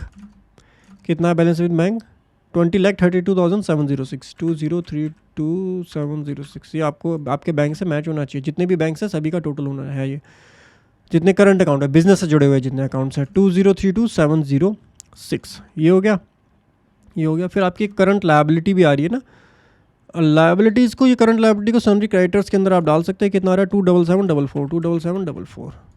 ठीक है, तो ये आ गया, इसको आप सेव कर देंगे। तो sources of fund must be equal to application of fund 2613916, 2613916, तो ये मैच हो गया। अच्छा, जो इसमें रिपोर्टिंग का स्ट्रक्चर होता है वो भी थोड़ा सा अलग होता है। बैलेंस शीट जो रिपोर्ट होती है वो असेट एंड लायबिलिटी फॉर्मेट में नहीं होती है, वो sources and application of fund में रिपोर्ट होती है। तो आपका ये जो टोटल है ना वो इससे मैच नहीं करेगा। जैसे ये 2641660 है, देखो ये इससे मैच नहीं कर रहा। क्यों मैच नहीं कर रहा, बिकॉज ये हमने बैलेंस शीट बनाई है असेट एंड लायबिलिटी बेसिस पर, बट यहाँ रिपोर्टिंग जो इनकम टैक्स पोर्टल पर हो रही है वो sources of fund and application of fund के बेसिस पर हो रही है। इसीलिए यहाँ पर टोटल आपका बैलेंस शीट से मैच नहीं करेगा, बट दोनों का ये वाला बैलेंस आपका सेम होना चाहिए, 2613916 ये भी सेम होगा, तभी आपने सारी डिटेल सही से डाली हैं, ये चीज़ मेक श्योर हो सकती है। उसके बाद नो अकाउंट वाला केस जो मैंने आपको बताया था, तो यहाँ पर दो ऑप्शंस होते हैं आपके पास available. Either you can go with A and B, अगर बुक्स ऑफ अकाउंट बनाए हैं और आपके लिए मैंडेटरी हैं और बनाए हुए हैं तो आप sources of fund and application of fund डालेंगे on the basis of your balance sheet जो आपकी प्रिपेयर हुई है फाइनल अकाउंट करने के बाद में। अगर मैंडेटरी नहीं है तो फिर ये वाला केस एप्लीकेबल होता है और यहाँ पे बुक्स ऑफ अकाउंट बनाने की ज़रूरत नहीं होती। यहाँ पर केवल आपको 4 डिटेल्स चाहिए होती हैं, debtor, creditor, stock and trade and cash balance. ये 4 इन्फॉर्मेशन आपको केवल यहाँ पर चाहिए होती है नो अकाउंट केस के अंदर। तो हमारा जो शेयर मार्केट वाले क्लाइंट्स आते हैं, मैंने आपको बताया था, उसके लिए अगर books of account banana mandatory नहीं है और ITR 3 में हम जा रहे हैं तो नो अकाउंट केस में जा करके हम यहाँ पर फाइल कर सकते हैं उसको। फिर हम इसको कंफर्म कर देते हैं। मैन्युफैक्चरिंग अकाउंट है तो इसकी opening inventory, direct expenses, factory overhead और क्लोजिंग स्टॉक आप यहाँ पर मेंशन कर सकते हैं। जो रॉ मटेरियल और वर्क इन प्रोग्रेस का ओपनिंग स्टॉक और क्लोजिंग स्टॉक होता है वो यहाँ पर जाता है, फिनिश गुड्स का यहाँ नहीं जाता। यहाँ मैन्युफैक्चरिंग अकाउंट है ये, तो फिनिश गुड्स का जाएगा आपका P&L के अंदर, ये रहा ट्रेडिंग अकाउंट के अंदर, सॉरी ट्रेडिंग अकाउंट में सबसे पहले रेवेन्यू फ्रॉम ऑपरेशंस आएगा, इसको आप एडिट करेंगे, यहाँ सेल्स आ जाएगा, sale of goods and sale of service, ये आपको P&L से डालना होता है। तो ये हमारे केस में कितना है 11294 एंड 717। सेल ऑफ सर्विस कुछ भी नहीं है, कोई और इनकम है वो आप यहाँ पर रेफ़र कर सकते हो। और उसके बाद ग्रॉस रिसीट प्रोफेशन से आ रही है, प्रोफेशन से आ रही है तो प्रोफेशन के रिसीट्स आप यहाँ मेंशन कर सकते हो। ध्यान रखिए यहाँ प्रोफेशन का मतलब है स्पेसिफाइड प्रोफेशंस जो मैंने आपको बताए थे, जिसमें आपका actor, director, musician, chartered accountant, company secretary और इंटीरियर डेकोरेट और डॉक्टर, इंजीनियर, ये सब कवर होते हैं। उसके बाद duty, taxes and cess receive और receivable in respect of goods and service sold और सप्लाई। देखो ये बेसिकली क्या होता है, कभी आपको GST मिला है और वो आपके P&L में क्रेडिट है, वो आपकी इनकम है, पॉसिबल नहीं है इनकम टैक्स GST प्रोविजंस के अकॉर्डिंग आपकी वो इनकम नहीं होती है, वो लायबिलिटी होती है। बट किसी एक्सेप्शनल सिनेरियो में अगर वो है तो वो आपको यहाँ पर रिपोर्ट करना होगा। वैसे यहाँ पर 99.9% केसेस में कुछ भी नहीं आता, यहाँ पर ज़ीरो ही आता है। आप इसको आगे कंफर्म कर देते हैं। कंफर्म करने के बाद में क्लोजिंग स्टॉक जो फिनिश गुड्स का था मैंने आपको बताया था, वो आपका यहाँ पर आता है क्लोजिंग स्टॉक फिनिश गुड्स का, और ओपनिंग स्टॉक पॉइंट नंबर 7 में आता है आपका। परचेजेस जो होती हैं पॉइंट नंबर 8 में आती हैं आपकी। डायरेक्ट एक्सपेंसेस पॉइंट नंबर 9 में कवर होते हैं, जिसमें आपके कैरेज इनवर्ड और पावर एंड फ्यूल के खर्चे आते हैं। ड्यूटीज़ एंड टैक्सेस पेड और payable in respect of goods and service purchase, इसके अंदर क्या आते हैं, बेसिकली जो आप परचेज करते हो तो कई बार आपकी जो असेट होती है ब्लॉक ITC होता है उसका, या ITC के लिए आप एलिजिबल नहीं होते हो, तो आप क्या करते हो उस ITC को एज अ एक्सपेंस बुक करते हो। वैसे जनरली तो ITC, देखो जब आप ITR का काम कर रहे हो तो थोड़ी सी GST की नॉलेज भी होनी चाहिए, जब GST का काम कर रहे हो तो ITR की नॉलेज भी होनी चाहिए। ये दोनों कई बार इंटरलिंक हो जाते हैं, तो आपको नॉलेज थोड़ी सी दोनों की होनी चाहिए। तो जनरली होता क्या है ना, जो भी आप परचेज़ करते हो, जो भी उसके ऊपर इनपुट आ रहा है, वो इनपुट क्या होता है, आपकी एक असेट होती है, वो बैलेंस शीट में जाती है। बट कई सिनेरियोज़ में ऐसा होता है कि आपका ITC ब्लॉक है या आप इनएलिजिबल हो, तो उस केस में आप उसको असेट में बुक नहीं कर सकते। उस केस में वो जो इनपुट होता है वो आपका खर्चा बनता है, एक्सपेंस बनता है। तो अगर ऐसा कोई एक्सपेंस P&L के डेबिट में आ रहा है जो कि ड्यूटीज टैक्सेस से रिलेटेड है, वो आप यहाँ पर क्लेम कर सकते हो, मतलब एक्सपेंस को पुट कर सकते हो। उसके बाद आपका GP यहाँ पर निकल के आ जाता है। अब इंपॉर्टेंट चीज़ें आ गई जो मुझे आपके साथ डिस्कस करनी है, इंट्राडे की टर्नओवर और FNO की टर्नओवर। तो इसकी टर्नओवर जो है वो हमने निकाली हुई है, बट मैं आपको उसकी कॉम्पिटिशन एक बार समझा देता हूँ सो दैट आपको भी थोड़ा सा आइडिया मिल जाए कि किस तरीके से हमने इंट्राडे और FNO की टर्नओवर निकाली है। ज़ीरोधा का क्लाइंट था हमारा, और ज़ीरोधा के केस में आप देखेंगे तो इक्विटी में भी है, इक्विटी में इंट्राडे भी है, शॉर्ट टर्म भी है और लॉन्ग टर्म भी है, और FNO के अंदर हमारा खाली ऑप्शंस है, फ्यूचर नहीं है। ठीक है, तो पहले मैं आपको FNO का समझा देता हूँ, FNO का इजीली समझ में आ जाएगा आपको। टर्नओवर निकालने के लिए एब्सोल्यूट वैल्यू देखनी होती है, तो एब्सोल्यूट वैल्यू के लिए आप एक ABS का फॉर्मूला लगा के चेक कर सकते हो। वैसे टर्नओवर हमको दे देता है ज़ीरोधा निकाल के, तो ये आ जाएगा, इसका आप सम करोगे, ये आपका ऑप्शंस का टर्नओवर आ जाएगा जो कि है 1,98,185, और देखो ये निकाल के दिया हुआ है इसने 198,185। ठीक है, वही टर्नओवर हमने यहाँ डाला हुआ है, देखिए 198,185। ठीक है, डन है। उसके बाद जो रियलाइज P&L कितना है, रियलाइज P&L ये दिया हुआ है, इसका आप सम भी कर सकते हो, वरना ऊपर भी ये दे देता है, इसका आप सम कर दोगे ऐसे, ये निकल के आ जाएगा। लॉस है यहाँ पे हमको ऑप्शंस के अंदर 10,000, एक सेकंड में इसको थोड़ा सा फुल स्क्रीन करूँ ज़रा, हाँ अब ठीक है, 10,731, इसको भी फुल स्क्रीन कर लेते हैं, 10,731 ये आ गया, और ये इसने हमको निकाल के भी मेंशन करके दिया होगा, ये रहा 10,731 ये आ गया। उसके बाद इसके STT की एक्सपेंसेस जो है, अच्छा एक चीज़ मैं क्लैरिफाई कर देता हूँ, एक्सपेंसेस की जब हम बात करते हैं तो फ्यूचर एंड ऑप्शन, जब बिजनेस के अंदर आप एक्सपेंस ले जा रहे हैं, बिजनेस के अंदर आप ले जा रहे हैं, तब आपको STT का खर्चा भी अलाउ कर दिया जाता है। तो जितने भी टोटल खर्चे हैं आपके, वो सारे अलाउ हो जाएंगे। इसका टोटल करोगे आप तो आ रहा है ये, प्लस इसमें 59 रुपीज़ का अदर चार्जेस ये भी ऐड कर दो, 8098 हमने लिया हुआ है। ठीक है, फिर आपका नेट प्रॉफिट कैसे निकलेगा, बहुत सिंपल है, ये रियलाइज P&L है, इसमें से STT एक्सपेंसेस विद STT, क्योंकि हम बिजनेस में निकाल रहे हैं, ये फ्यूचर एंड ऑप्शन बिजनेस में जाता है, तो इसमें से ये माइनस करोगे, 18,829 का हमारा टोटल यहाँ पर लॉस आ गया। क्लियर है, FNO आप समझ गए। अब इंट्राडे पे आ जाइए, इक्विटी के अंदर जाएंगे, इक्विटी के अंदर इंट्राडे में टर्नओवर निकालने के लिए मैंने देखो निकाला हुआ ऐसे टर्नओवर, इन्होंने दिया भी होगा टर्नओवर इंट्राडे का, ये रहा, यहाँ से यहाँ तक टोटल करेंगे ना हम, एक सेकंड मैं निकाल भी लेता हूँ, प्लस हम, भाई साहब लॉस तो बड़ा तगड़ा हो गया यार, ये देख रहे हो रेमंड का इंट्राडे में एक दिन में 15,000 अप्रॉक्स का लॉस हो गया, और 37,000 का भी एक इसमें है फिन केबल्स, बजाज हाउसिंग फाइनेंस में भी लॉस है। भाई मैं तो खाली टैक्सेशन तक ही फोकस रखता हूँ, उसके अंदर ज़्यादा जाने की कोशिश नहीं करता हूँ, क्योंकि ना ही तो किसी के प्रॉफिट से आप इफ़ेक्ट हो, ना किसी के लॉस से इफ़ेक्ट हो, आपका काम है टैक्सेशन का करना। मैं तो भाई यही अपना वो प्रिंसिपल लेके चलता हूँ, मुझे आपके प्रॉफिट से नहीं चाहिए कुछ भी, ना ही मुझे आपके लॉस में कुछ कंट्रीब्यूट करना है, मुझे आपके टैक्सेशन से मतलब है, और उसी में ज़िंदगी सुखी हो जाती है। कभी कभी तो मैं ऐसे केसेस देखता हूँ। तो 97605 ये क्या है, ये टर्नओवर आ गई अपनी इंट्राडे की टर्नओवर 97605, ठीक है। अब इसके एक्सपेंसेस को मैंने एलोकेट किया हुआ है। एक्सपेंसेस किस तरीके से एलोकेट होते हैं, यहाँ पे देखिए इंट्राडे के जब एक्सपेंस किस बेसिस पर एलोकेट होंगे, क्योंकि यहाँ पर हमको जो एक्सपेंस दिए हुए हैं ना, ये देखो ये एक्सपेंसेस हैं, ये एक्सपेंस दिए हुए हैं कंसोलिडेट बेसिस पर। ये 3 चीज़ें इसमें इंक्लूड है, इंट्राडे के भी हैं एक्सपेंस, लॉन्ग टर्म के भी हैं और शॉर्ट टर्म के भी हैं। तो किस बेसिस पर हम डिस्ट्रीब्यूट करेंगे, मैं जो पर्सनल यूज़ करता हूँ वो करता हूँ टोटल सेल वैल्यू के ऊपर। जो सेल वैल्यू निकलती है इंट्राडे की, सेल वैल्यू शॉर्ट टर्म की और सेल वैल्यू लॉन्ग टर्म की, वो सेल वैल्यू मैंने यहाँ पर ये मेंशन की हुई है, ये सेल्स वैल्यू है, ये टोटल सेल्स है। तो अब इसको मैं कैसे कैलकुलेट किया, मैं आपको कैलकुलेशन भी समझा देता हूँ वरना आप कंफ्यूज हो जाओगे। देखो इंट्राडे के अंदर आपको एसटीटी का बेनिफिट भी मिल जाता है, ठीक है। तो इसका अगर आप देखो टोटल करोगे विद एसटीटी तो ये आ रहा है, विदाउट एसटीटी ये आ रहा है, ठीक है। ये मैंने खुद टोटल किया है, इसके लिए सिंपल आप फॉर्मूला लगा दो, यहाँ पर ऐसे सम करो, ये टोटल आ गया, इसमें से माइनस कर दो एसटीटी का है, ये रहा एसटीटी, माइनस कर दो, एक सेकेंड रुको, विद एसटीटी, एक सेकेंड, विद एसटीटी में तो पूरा ही आएगा ना, ये आ जाएगा विद एसटीटी, ये आ गया, और इसमें से आप माइनस कर दो अब क्या, ये फर्स्ट वाला सिक्योरिटी ट्रांजैक्शन टैक्स, तो ये आ जाएगा विदाउट एसटीटी, यही चीज़ मैंने मेंशन की हुई है, ठीक है। Let me delete this.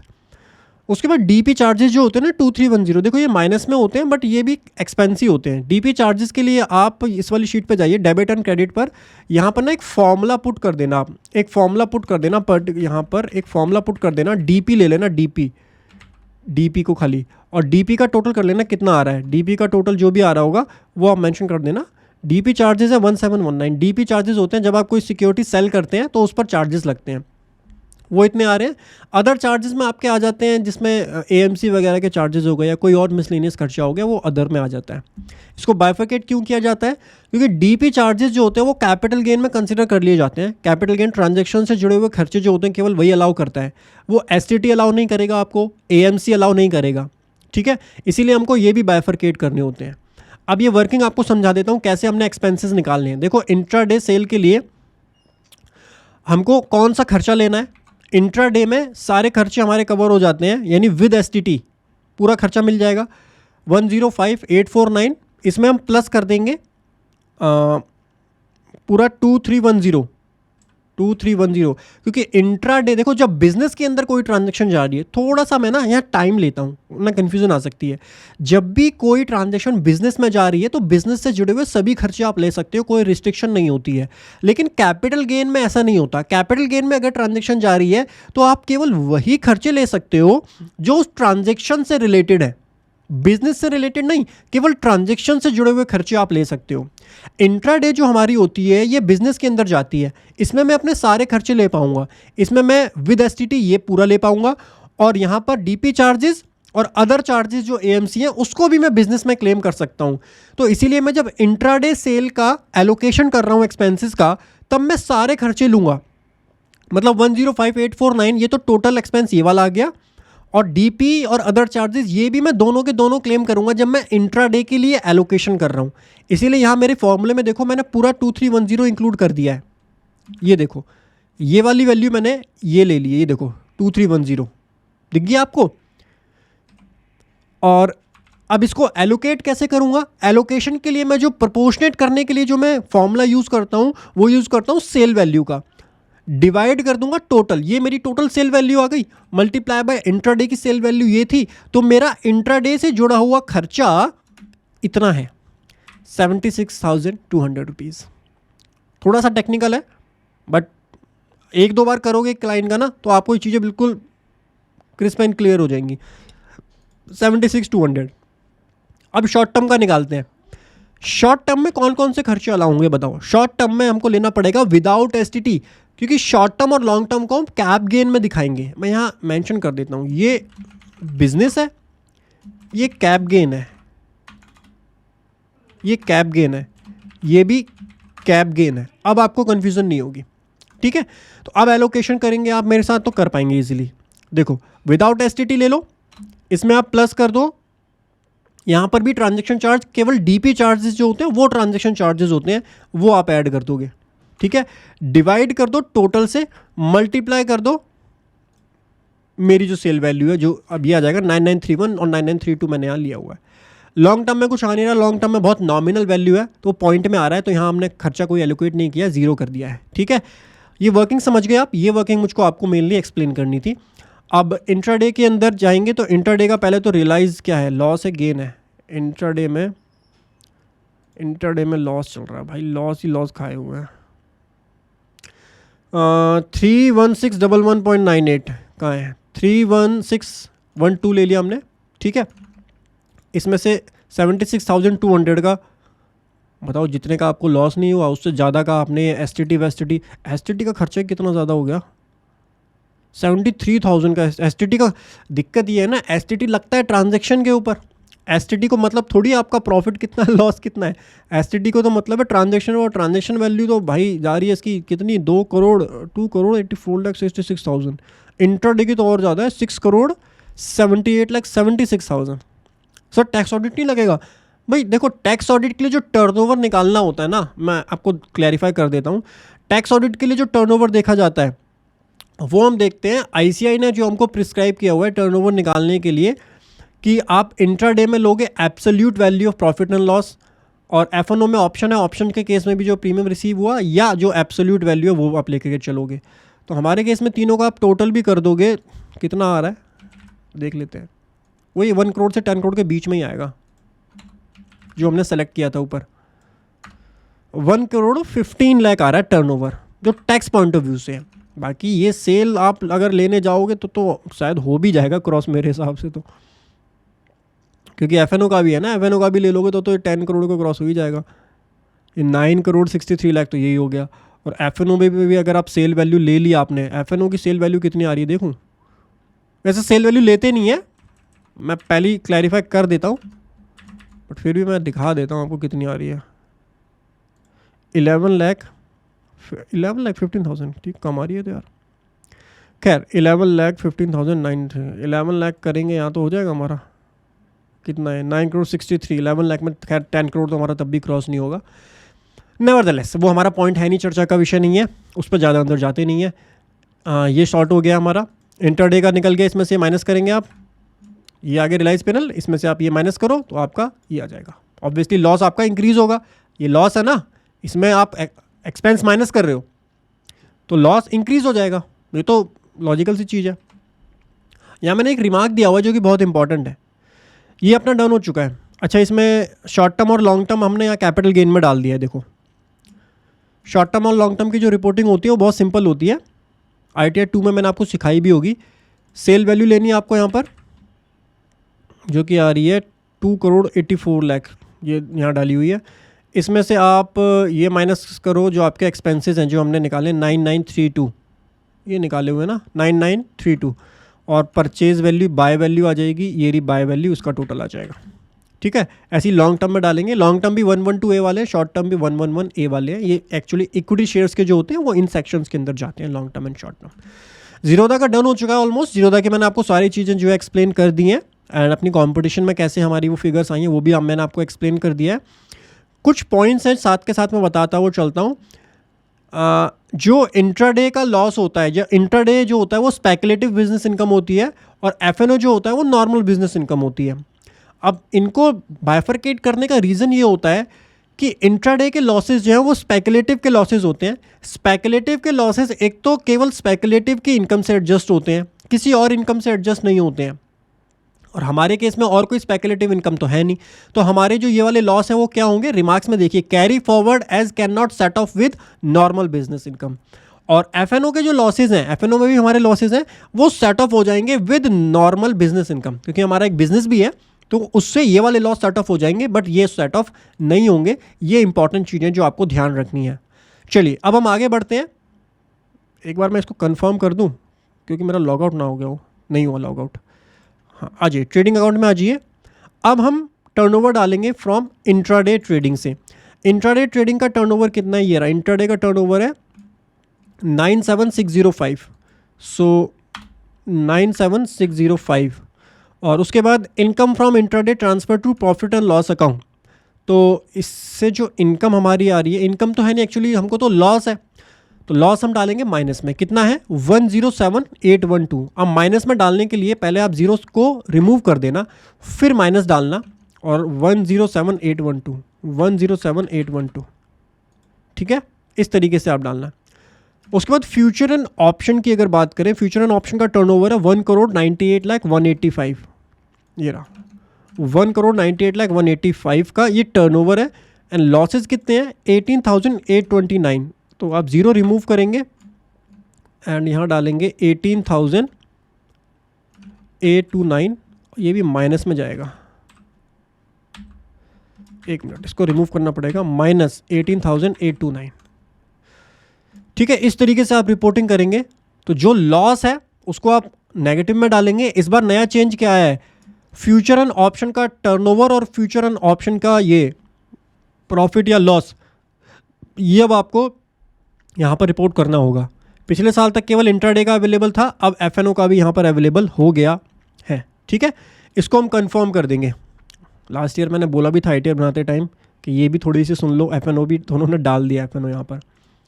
PNL account के अंदर चलते हैं हम, एंड पीएनएल अकाउंट में जो हमारे पीएनएल के खर्चे हैं अब उनको पुट करते हैं। डेबिट टू पीएनएल में आ जाएगा, एडिट पे क्लिक करेंगे, जो भी खर्चे हैं वो आप मेंशन कर सकते हो। अब यहाँ पर फ्रेट कंपनसेशन, रेंटल है हमारे केस में, कितना रेंटल है, रेंटल है 6 लाख का। उसके बाद कंपनसेशन टू एम्प्लॉय यानी सैलरी एंड वेजेस कितने हैं, सैलरी एंड वेजेस हमारे केस में 59,60,000 सैलरी, ये रहा 59,60,000 का है। उसके बाद एडवर्टीजमेंट की, अच्छा सैलरी में ना यहाँ नो ज़रूर कर देना। इंडिया के बाहर नॉन रेजिडेंट को पे किया तो यस करना है, अदरवाइज़ आप नो कर सकते हैं यहाँ पर। इंश्योरेंस में तो कुछ भी नहीं आएगा। एडवर्टीजमेंट का खर्चा है हमारा, कितना है एडवर्टीजमेंट का, 32,50,600, 32,50,600 आ गया। और क्या रह गया, कमीशन भी है हमारे केस में, commission paid to outside India यहाँ जाता है, अदर्स वाला नीचे आता है। हमारा अदर्स का है, रेजिडेंट को पे किया है 6,50,000। देन रॉयल्टी, प्रोफेशनल फीस क्या रह गया, और ये हो गया, कमीशन हो गया, एडवर्टाइजिंग हो गया, सैलरी, डेप्रिशिएशन रह गया खाली, बाकी सारी चीज़ें हो चुकी हैं। डेप्रिशिएशन एमोर्टाइजेशन सबसे लास्ट में कितना है, 151106। यहाँ जो डेप्रिशिएशन डालते हैं वो अपने पीएनएल के अकॉर्डिंग डालते हैं, आपकी बुक्स में जो पीएनएल है उसके अकॉर्डिंग। इसको हम सेव कर देंगे। सेव करने के बाद में प्रोविजंस वगैरह है वो आप यहाँ डाल सकते हैं, प्रोविज़न वैसे अलाउ होते नहीं है। प्रिजम्पटिव इनकम है, प्रिजम्पटिव इनकम वैसे हम सीख नहीं रहे, बट अगर आप प्रिजम्पटिव में फाइल कर रहे हैं ITR 3 फाइल कर सकते हो प्रिजम्पटिव के लिए भी। उस केस में आपको ऊपर की डिटेल्स डालने की ज़रूरत नहीं होती है पीएनएल की। आप यहाँ पर जैसे 44AD है तो इसके अंदर मेंशन करेंगे, 44AD है तो यहाँ मेंशन करें, 44AE है तो यहाँ मेंशन करें। मेरी ITR 4 की वीडियो देख लेना, इस पर मैं दोबारा से अब चर्चा नहीं करने वाला हूँ, बिकॉज अब हम बुक्स ऑफ अकाउंट बना के चल रहे हैं। अच्छा, बुक्स ऑफ अकाउंट नहीं बनाए हैं तो 64 के अंदर आप यहाँ पर डिटेल्स डाल सकते हैं अपनी। ओके, अब यहाँ पर दोबारा से पॉइंट 65 में आप देखोगे टर्नओवर फ्रॉम स्पेकुलेटिव एक्टिविटी दोबारा से आ गया। सर हमने इंट्राडे के लिए तो वो ट्रांजैक्शन डाल दी थी अभी पहले, इंटरडे स्पेकुलेटिव एक्टिविटी होती है, मैंने आपको बताया था। सर दोबारा से पूछ रहा है स्पेकुलेटिव एक्टिविटी, क्या इंटरडे को यहाँ पे दोबारा से डालना है? नहीं, देखिए मैंने आपको बताया ITR 3 जो है वो कॉम्प्रिहेंसिव ITR है। हम बुक्स ऑफ अकाउंट मेंटेन करके चल रहे हैं और हमने अपने पीएनएल अकाउंट के अंदर ऑलरेडी मेंशन कर दिया है कि इंटरडे कितना हमारा इंटरडे का लॉस है, वहाँ मेंशन कर दिया है। अगर आप यहाँ रिपोर्ट करोगे तो दोबारा से रिपोर्ट हो जाएगा। ये एक्चुअली में होता है उनके लिए जो पॉइंट नंबर 64 में जाते हैं। पॉइंट नंबर 64 में जब आप जा रहे हो तो यहाँ पर देखोगे आप पॉइंट 64 में carrying on business, carrying on profession यहाँ आ जाएगा, मतलब बुक्स ऑफ अकाउंट उसने मेंटेन नहीं किए हैं। उस केस में आप स्पेकुलेटिव कहाँ दिखाओगे? तो वहाँ दिखाने के लिए ये पॉइंट होता है, पॉइंट 65 में आप दिखा सकते हो स्पेकुलेटिव एक्टिविटी की इनकम, यहाँ पे आप रिपोर्ट कर सकते हो, क्योंकि इसमें आती नहीं है, इस वाले शेड्यूल में स्पेकुलेटिव नहीं आता। नॉन अकाउंट के केस में स्पेकुलेटिव आपको यहाँ मेंशन करना होता है। नॉन अकाउंट के केस में आप देखो ऊपर पीएनएल के अंदर तो उसको डालोगे नहीं, ट्रेडिंग अकाउंट तो फिल करोगे नहीं, वहाँ तो इन्फॉर्मेशन दोगे नहीं। तो नॉन अकाउंट केसेस में इंट्राडे की जो एक्टिविटी होती है वो आपको यहाँ स्पेकुलेटिव एक्टिविटी में दिखानी होती है। आप फॉर्म को अगर एक कॉम्प्रिहेंसिव वे में देखोगे तो आप समझ जाओगे कि हर चीज़ का एक ऑब्जेक्टिव होता है। यहाँ पर स्पेकुलेटिव एक्टिविटी इनके लिए दी हुई है। देखो पॉइंट 64 के बाद ही इसको क्यों दिया गया है? क्योंकि पॉइंट 64 होता है non books of account, non अगर बुक्स ऑफ अकाउंट मेंटेन नहीं की है उस केस में यहाँ पे तो आप इसमें तो स्पेकुलेटिव की डिटेल्स कहीं आएगी नहीं आपकी, वो स्पेकुलेटिव के लिए आपको 65 का यूज़ करना होता है। बट हम दोबारा से रिपोर्ट नहीं करेंगे, हम तो बुक्स ऑफ अकाउंट मेंटेन करके चल रहे हैं ना, तो हमने तो उसकी डिटेल ऑलरेडी अपने ट्रेडिंग अकाउंट के अंदर डाल दी। ट्रेडिंग अकाउंट में हमने टर्नओवर भी दे दिया इंट्राडे का और लॉस भी वहाँ पर बता दिया। तो अब हमको अलग से दोबारा यहाँ रिपोर्ट करने की रिक्वायरमेंट नहीं आएगी। लेकिन अगर आप ऐसे क्लाइंट का काम कर रहे हो जिसके बुक्स ऑफ अकाउंट नहीं बन रहे हैं तो आप ट्रेडिंग अकाउंट तो उसका फिल नहीं करोगे। उस केस में उस क्लाइंट के लिए आपको पॉइंट 65 में इंट्राडे की ट्रांजैक्शंस रिपोर्ट करनी होगी और लॉस है या प्रॉफिट है वो रिपोर्ट करना होगा। समझ पा रहे हो आप ये सारी चीज़ें किस तरीके से काम हो रही हैं? आप किसी भी सॉफ्टवेयर से काम करो, कहीं से भी काम करो, आपके अगर कंसेप्ट क्लियर है ना तो कभी कंफ्यूज नहीं होगे, क्योंकि इसका ऑब्जेक्टिव अलग है और ऊपर हमने वहाँ डाला उसका ऑब्जेक्टिव अलग है। वो केस अलग है, ये वाले केस अलग होते हैं। तो अगर आपका केस चेंज हो रहा है, क्लाइंट चेंज हो रहा है, तो हो सकता है आप यहाँ रिपोर्ट करो इंट्राडे को, अगर बुक्स ऑफ अकाउंट मैंडेटरी नहीं है। समझ पा रहे हो मेरी बात को? इसको हम कंफर्म करेंगे। और मैंने यहाँ क्यों नहीं डाला, इसलिए मुझे ये सारी कहानी आपको सुनानी पड़ी कि यहाँ कहीं आप इसलिए कंफ्यूज ना हो कि सर यहाँ पे आपने क्यों नहीं डाला इंट्राडे की एक्टिविटीज़ को। Getting my point? मैंने आपको वही बोला, देखो डेटा फीडिंग मैं नहीं सिखाऊंगा, मैं आपको उसका एनालिसिस बताऊंगा कि क्या उसका मतलब होता है। और हर क्लाइंट के केस में डिफरेंट सिनेरियोज बनते हैं। हम भी ऐसा काम करते हैं जहाँ नो अकाउंट का केस जब हम करते हैं तब हम उसको वहाँ ट्रेडिंग में नहीं दिखाते। नो अकाउंट के केस में भाई आप मुझे बताओ, नो अकाउंट के केस में ट्रेडिंग अकाउंट फिल करोगे क्या? नहीं करोगे। तो फिर इंट्राडे कहाँ दिखाओगे? इंट्राडे दिखाते हैं फिर हम स्पेकुलेटिव वाला जो भी मैंने बताया था आपको। समझ गए? जी सर। अब आते हैं सैलरी हेड के अंदर। सैलरी हेड के अंदर ग्रॉस वैल्यू, यहाँ एम्प्लॉयर की डिटेल वगैरह आप दे सकते हो ABCD डाल के। मैं अभी ऐसे ही रैंडमली डाल देता हूँ। एम्प्लॉयर का नेचर अदर हो गया, ABCD टाउन ABCD क्यों डाल रहे हो सर? एक्चुअल में डाल के मुझे अपनी वीडियो थोड़ी हटवानी है वीडियो रिमूव कर देता है यूट्यूब यार। तुमने एड्रेस दिखा दिया, ये दिखा दिया, वो दिखा दिया, हद हो गई। 2 घंटे की 2.5 घंटे की मेहनत करेंगे हम, उसके बाद यूट्यूब बोलेगा तुमने ये दिखा दिया, वो दिखा दिया। अच्छा, अब सैलरी में मैं ज़्यादा टाइम आपका लूँगा नहीं, आप दूसरी वीडियो देख लेना मेरी सैलरी के लिए। मैं बेसिक के अंदर सारी डिटेल्स डाल, पर कुछ जितनी यार, इधर आओ ना, कहाँ गया, ये रहा। बेसिक के अंदर डाल रहा हूँ आपको। लेकिन यहाँ पर ITR 2 और ITR 3 में सैलरी के अंदर ब्रेकअप देना होता है। अगर आपके पास ब्रेकअप अवेलेबल है, फॉर्म 16 एक बार रेफर कीजिएगा, उसमें ब्रेकअप मिल जाता है। बेसिक कितना, DA कितना, कन्वेंस HRA, LTA कितना, या कोई और अदर अलाउंस है, तो इस सबका ब्रेकअप आपको यहाँ देना होता है। ठीक है, 860250 86025। अब वैसे ब्रेकअप का मतलब तो है नहीं, न्यू रिजीम में आपको कोई एग्जम्पशन तो मिलती नहीं है। पहले क्या होता था, HRA वगैरह की एग्जम्पशन मिलती थी ओल्ड रिजीम में, अभी भी मिलती है, पहले क्या ओल्ड रिजीम में मिलती है। लेकिन वो क्लेम करने के लिए आपको पहले बाइफर्केशन देना होता था 17(1) में, फिर नीचे एग्जम्पशन में जाके आप उसको क्लेम करते थे। खैर ये सैलरी की बातें, मैं सैलरी पर ज़्यादा चर्चा नहीं करूँगा आज के सेशन में, इसको जस्ट हम कन्फर्म करेंगे।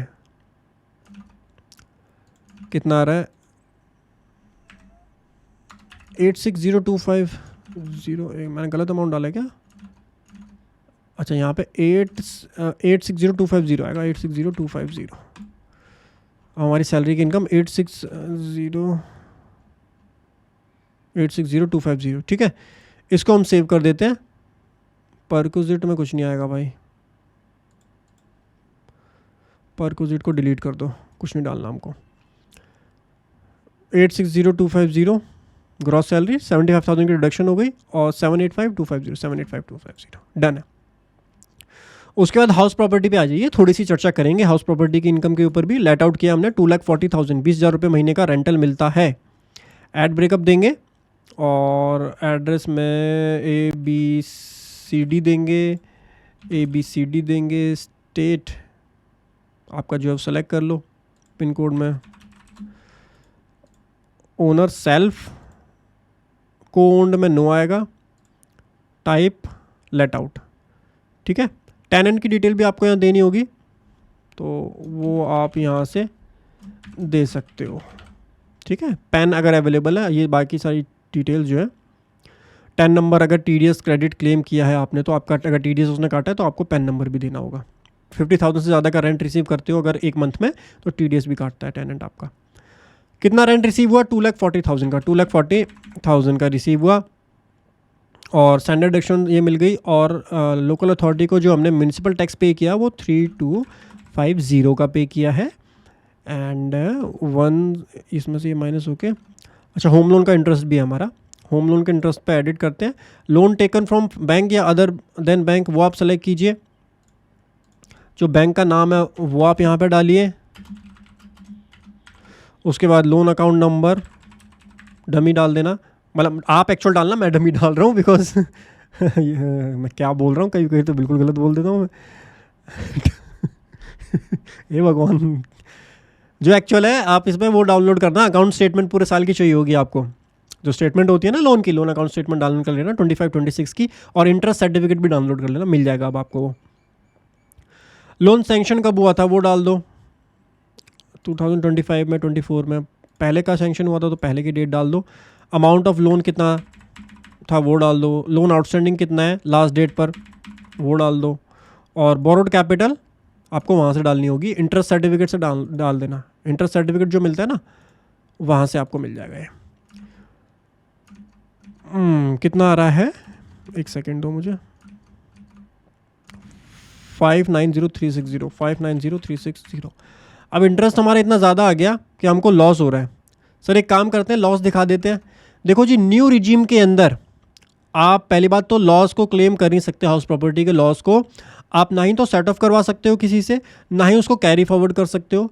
तो लॉस जो दिखा भी रहा है 4,635, इसकी कोई वैल्यू नहीं है। ना ही तो ये किसी और की हेड की इनकम से सेट ऑफ होगा, और ना ही तो इसका कुछ ट्रीटमेंट होने वाला है।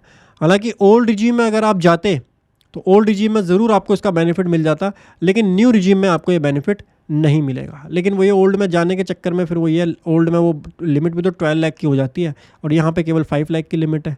तो कितना ही इंटरेस्ट पे करोगे। मैंने तो ये 590 फिर भी बहुत एक्सट्रीम लेवल पे ही दिखा दिया, 590 का इंटरेस्ट पूरे साल का अगर आपका जा रहा है तो। खैर इसीलिए हमने अपनी कंपटीशन में इसको जीरो लिया है, यहाँ पे दिखा रहा है, बट आगे टैक्स कैलकुलेशन में इसका कुछ भी कंसिडरेशन में नहीं लिया जाएगा। ठीक है, इसको भी हम कंफर्म कर देते हैं। ये चीज़ मुझको आपको होम लोन कैसे डालना है वो समझाना था। देन जाएंगे बीपी के अंदर, शेड्यूल बीपी के अंदर, उसमें फर्स्ट वाले में इनकम फ्रॉम बिजनेस और profession other than speculative and specified business, इस पर आप एडिट करेंगे। इसमें सबसे पहले आता है प्रॉफिट, आ गया आपका ये 5,56,370। और इसमें से अच्छा एक इनकम हमारी है जो हमने मेंशन नहीं की है शायद पीएनएल में ना, एक क्रेडिट साइड में इनकम थी, ये मिसलेनियस इनकम थी हमारी। इसको हम डालेंगे पीएनएल के अंदर जाके, एंड पीएनएल में क्रेडिट साइड में एडिट करके एक ब्रेकअप देंगे एनी अदर इनकम का, एंड मिसलेनियस इनकम डाल दो। कितना है 897,509। ठीक है, अभी दोबारा आएंगे यहाँ क्रेडिट्स में, एक एरर आएगी डिविडेंड की, लास्ट में जाके बताऊंगा, वो अभी नहीं बताऊंगा। डिविडेंड वाली एरर किस तरीके से ठीक होगी लास्ट में बताऊंगा मैं, अभी नहीं बताऊंगा। ये हो गया। अब आओ बीपी शेड्यूल के ऊपर, अब यहाँ पे एडिट करो 1,453,879, इसमें से ये माइनस हो जाएगा। मैंने नहीं डाला बाय द वे, ये वाली जो फिगर है ना आपके सामने सारा लाइव ही कर रहा हूँ मैं, ये ऑटो पॉपुलेट होकर के आई है। कहाँ से ऑटो पॉपुलेट हुई है? क्योंकि हम अपने बुक्स ऑफ अकाउंट बनाए हैं हमने ट्रेडिंग अकाउंट के अंदर, इंट्राडे के अंदर। ध्यान करो, इंट्राडे में डाला था ना, इंट्राडे की टर्नओवर और इंट्राडे का लॉस, वहाँ से लॉस ही ऑटो पॉपुलेट होकर के आया है। आप इसको एडिट भी कर सकते हो, बट ये ऑटो पॉपुलेट वहाँ से होकर के आ जाता है। ठीक है, चलिए ये आ गया। और देखो यहाँ इसने मेंशन भी किया हुआ है, ये फॉर्म बहुत ही ज़्यादा प्यारा है। आप, मैंने बताया ना, कंसेप्चुअली समझ जाते हो ना, तो फिर आपको ये कॉम्प्लेक्स नहीं लगता। एक तो इसने बोला serial number 12B of trading account, serial number 12B of trading account, इसमें आप प्लस कर दो सीरियल नंबर 65। मैंने आपको बताया था 65 वाला कब लगता है, 65 आपका तब लगता है जब आपके 9 बुक्स ऑफ अकाउंट है। एंड ये ट्रेडिंग अकाउंट कब है, जब आपके बुक्स ऑफ अकाउंट मेंटेन है। अब वही चीज़ मैं आपको वहाँ समझा रहा था ना कि अगर मैं यहाँ भी डाल देता और मैं यहाँ भी मेंशन कर देता तो ये 2 बार आ जाता, तो मेरी कैलकुलेशन मिसमैच हो जाती पूरी की पूरी। तो अलग अलग केसेस के लिए अलग अलग जगह पर रिपोर्टिंग होती है, ये समझना बहुत ज़रूरी है, ठीक है। इसीलिए हमने खाली, हमारी फिगर कहाँ से आई है बताओ आप, serial number 12B of trading account से आई है। हमने यहाँ पे कुछ डाला ही नहीं है। अगर आप नो अकाउंट का केस कर रहे हो तो बुक्स तो बनेंगी नहीं, यहाँ कुछ नहीं जाएगा, फिर यहाँ से आएगी वो अमाउंट, ठीक है। तो एक ही जगह पर डालना, दोनों जगह पर स्पेकुलेटिव मत डाल देना।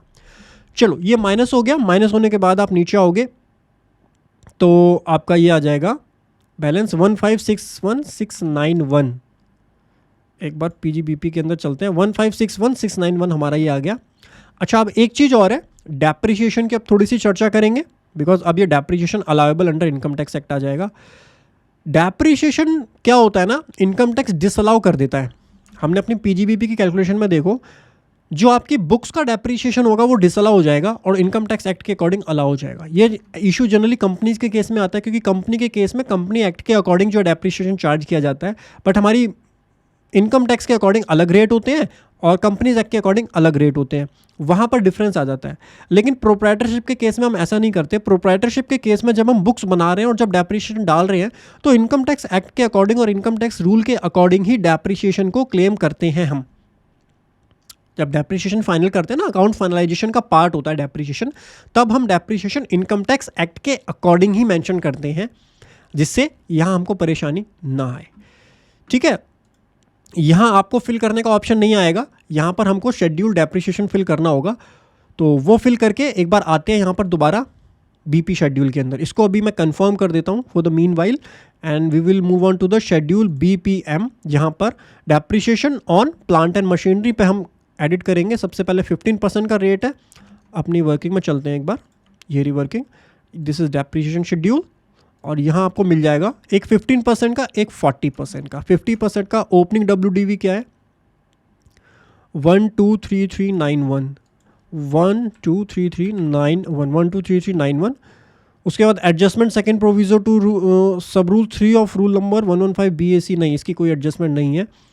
उसके बाद एडिशन जो 180 डेज से ज़्यादा का हुआ है, तो एडिशन 180 डेज से ज़्यादा का ये रहा 288842, 288842। बाय द वे मैं आपको एक चीज़ बताऊं, जितनी इम्पॉर्टेंट और हार्ड वर्किंग इसकी ITR फाइलिंग है ना, इतना ही कॉम्प्लेक्स टास्क होता है ITR 3 जब आप बुक्स ऑफ अकाउंट के साथ कर रहे हो तो उसकी पूरी वर्किंग करना, क्योंकि अकाउंट फाइनलाइजेशन करना और फिर ये पूरी वर्किंग प्रिपेयर करना, इसमें थोड़ा सा ज़्यादा टाइम कंज्यूम होता है। उसके बाद put to use less than 180 days, ये क्या है, put to use less than 180 days, ये कहाँ आएगा, addition for a period less than 180 days, ये रहा। कितना अमाउंट है, 159, ये रहा 159858, 159858। उसके बाद हमारा डिलीशन भी हुआ है 6445 का, डिलीशन 6445 का कहाँ है, ये रहा, asset sold 6445, less than 180 days में जाएगा ये। कंसिडरेशन रियलाइज आउट ऑफ 7, तो 7 आया था लेस देन 180 डेज, इसमें से ही ये जाएगा। तो यहाँ मेंशन करना होगा अपने को कितना है, 6445, ठीक है। अब आप देखेंगे डेप्रिशिएशन आ रहा है 73341, डेप्रिशिएशन आ रहा है 73341, ठीक है, 73341। क्लोजिंग WDV आ रही है 492305, 492305, perfect, 492305। Now we will move on to 40%। हमारा एक 40% का ब्लॉक भी है। इनकम टैक्स में बेसिकली ब्लॉक वाइज हम काम करते हैं, ब्लॉक वाइज जो है यहाँ पर रिपोर्टिंग करते हैं। तो देखो, असेट हो सकता है आपकी बुक्स में बहुत सारी असेट हो, लेकिन आप जब इनकम टैक्स के लिए वर्किंग करते हो तब वो ब्लॉक में आप उसको कैटेगराइज कर देते हो, जो जिस ब्लॉक में वो जा रही है उस ब्लॉक में डाल देते हो। 15%, 40%, 30%, 40%, फिर एक और होता है प्लांट एंड मशीनरी के अलावा जो होता है उसके लिए अदर असेट्स आती हैं, वो भी थोड़ी देर में दिखा दूंगा आपको। पहले 40% में डाल देते हैं 115507, 115507। Then put to use more than 180 days, ये तो ज़ीरो रहेगा। पुट टू, ये है 180 डेज, अरे ज़ीरो आ गया भाई, ये है कितना है 78906, 78906, उसके बाद और कुछ भी है इसमें, और कुछ तो लग नहीं रहा मेरे को। डैप आ गया यहाँ पे कितना, 77765 का डैप आ गया है, 77765 का। एंड क्लोजिंग WDB 116648, 116648, ठीक है। तो फर्स्ट शेड्यूल जो होता है ये वाला, ये DPM होता है, depreciation on plant and machinery. एक होता है DOA, depreciation on other assets. Other assets के अंदर आपकी लैंड आ जाएंगी, बिल्डिंग आ जाएगी, और बहुत सारी चीज़ें हैं जो यहाँ पर कवर हो जाएंगी। बिल्डिंग भी अलग रेट है, not included land, furniture and fixture के अलग रेट्स होते हैं। तो इन ब्लॉक्स में आपको डिवाइड करना होता है। जो इंटेंजिबल असेट है तो उसका ब्लॉक अलग होगा, शिप्स है तो शिप्स का ब्लॉक अलग होगा, ठीक है। इसको हम कंफर्म कर देंगे।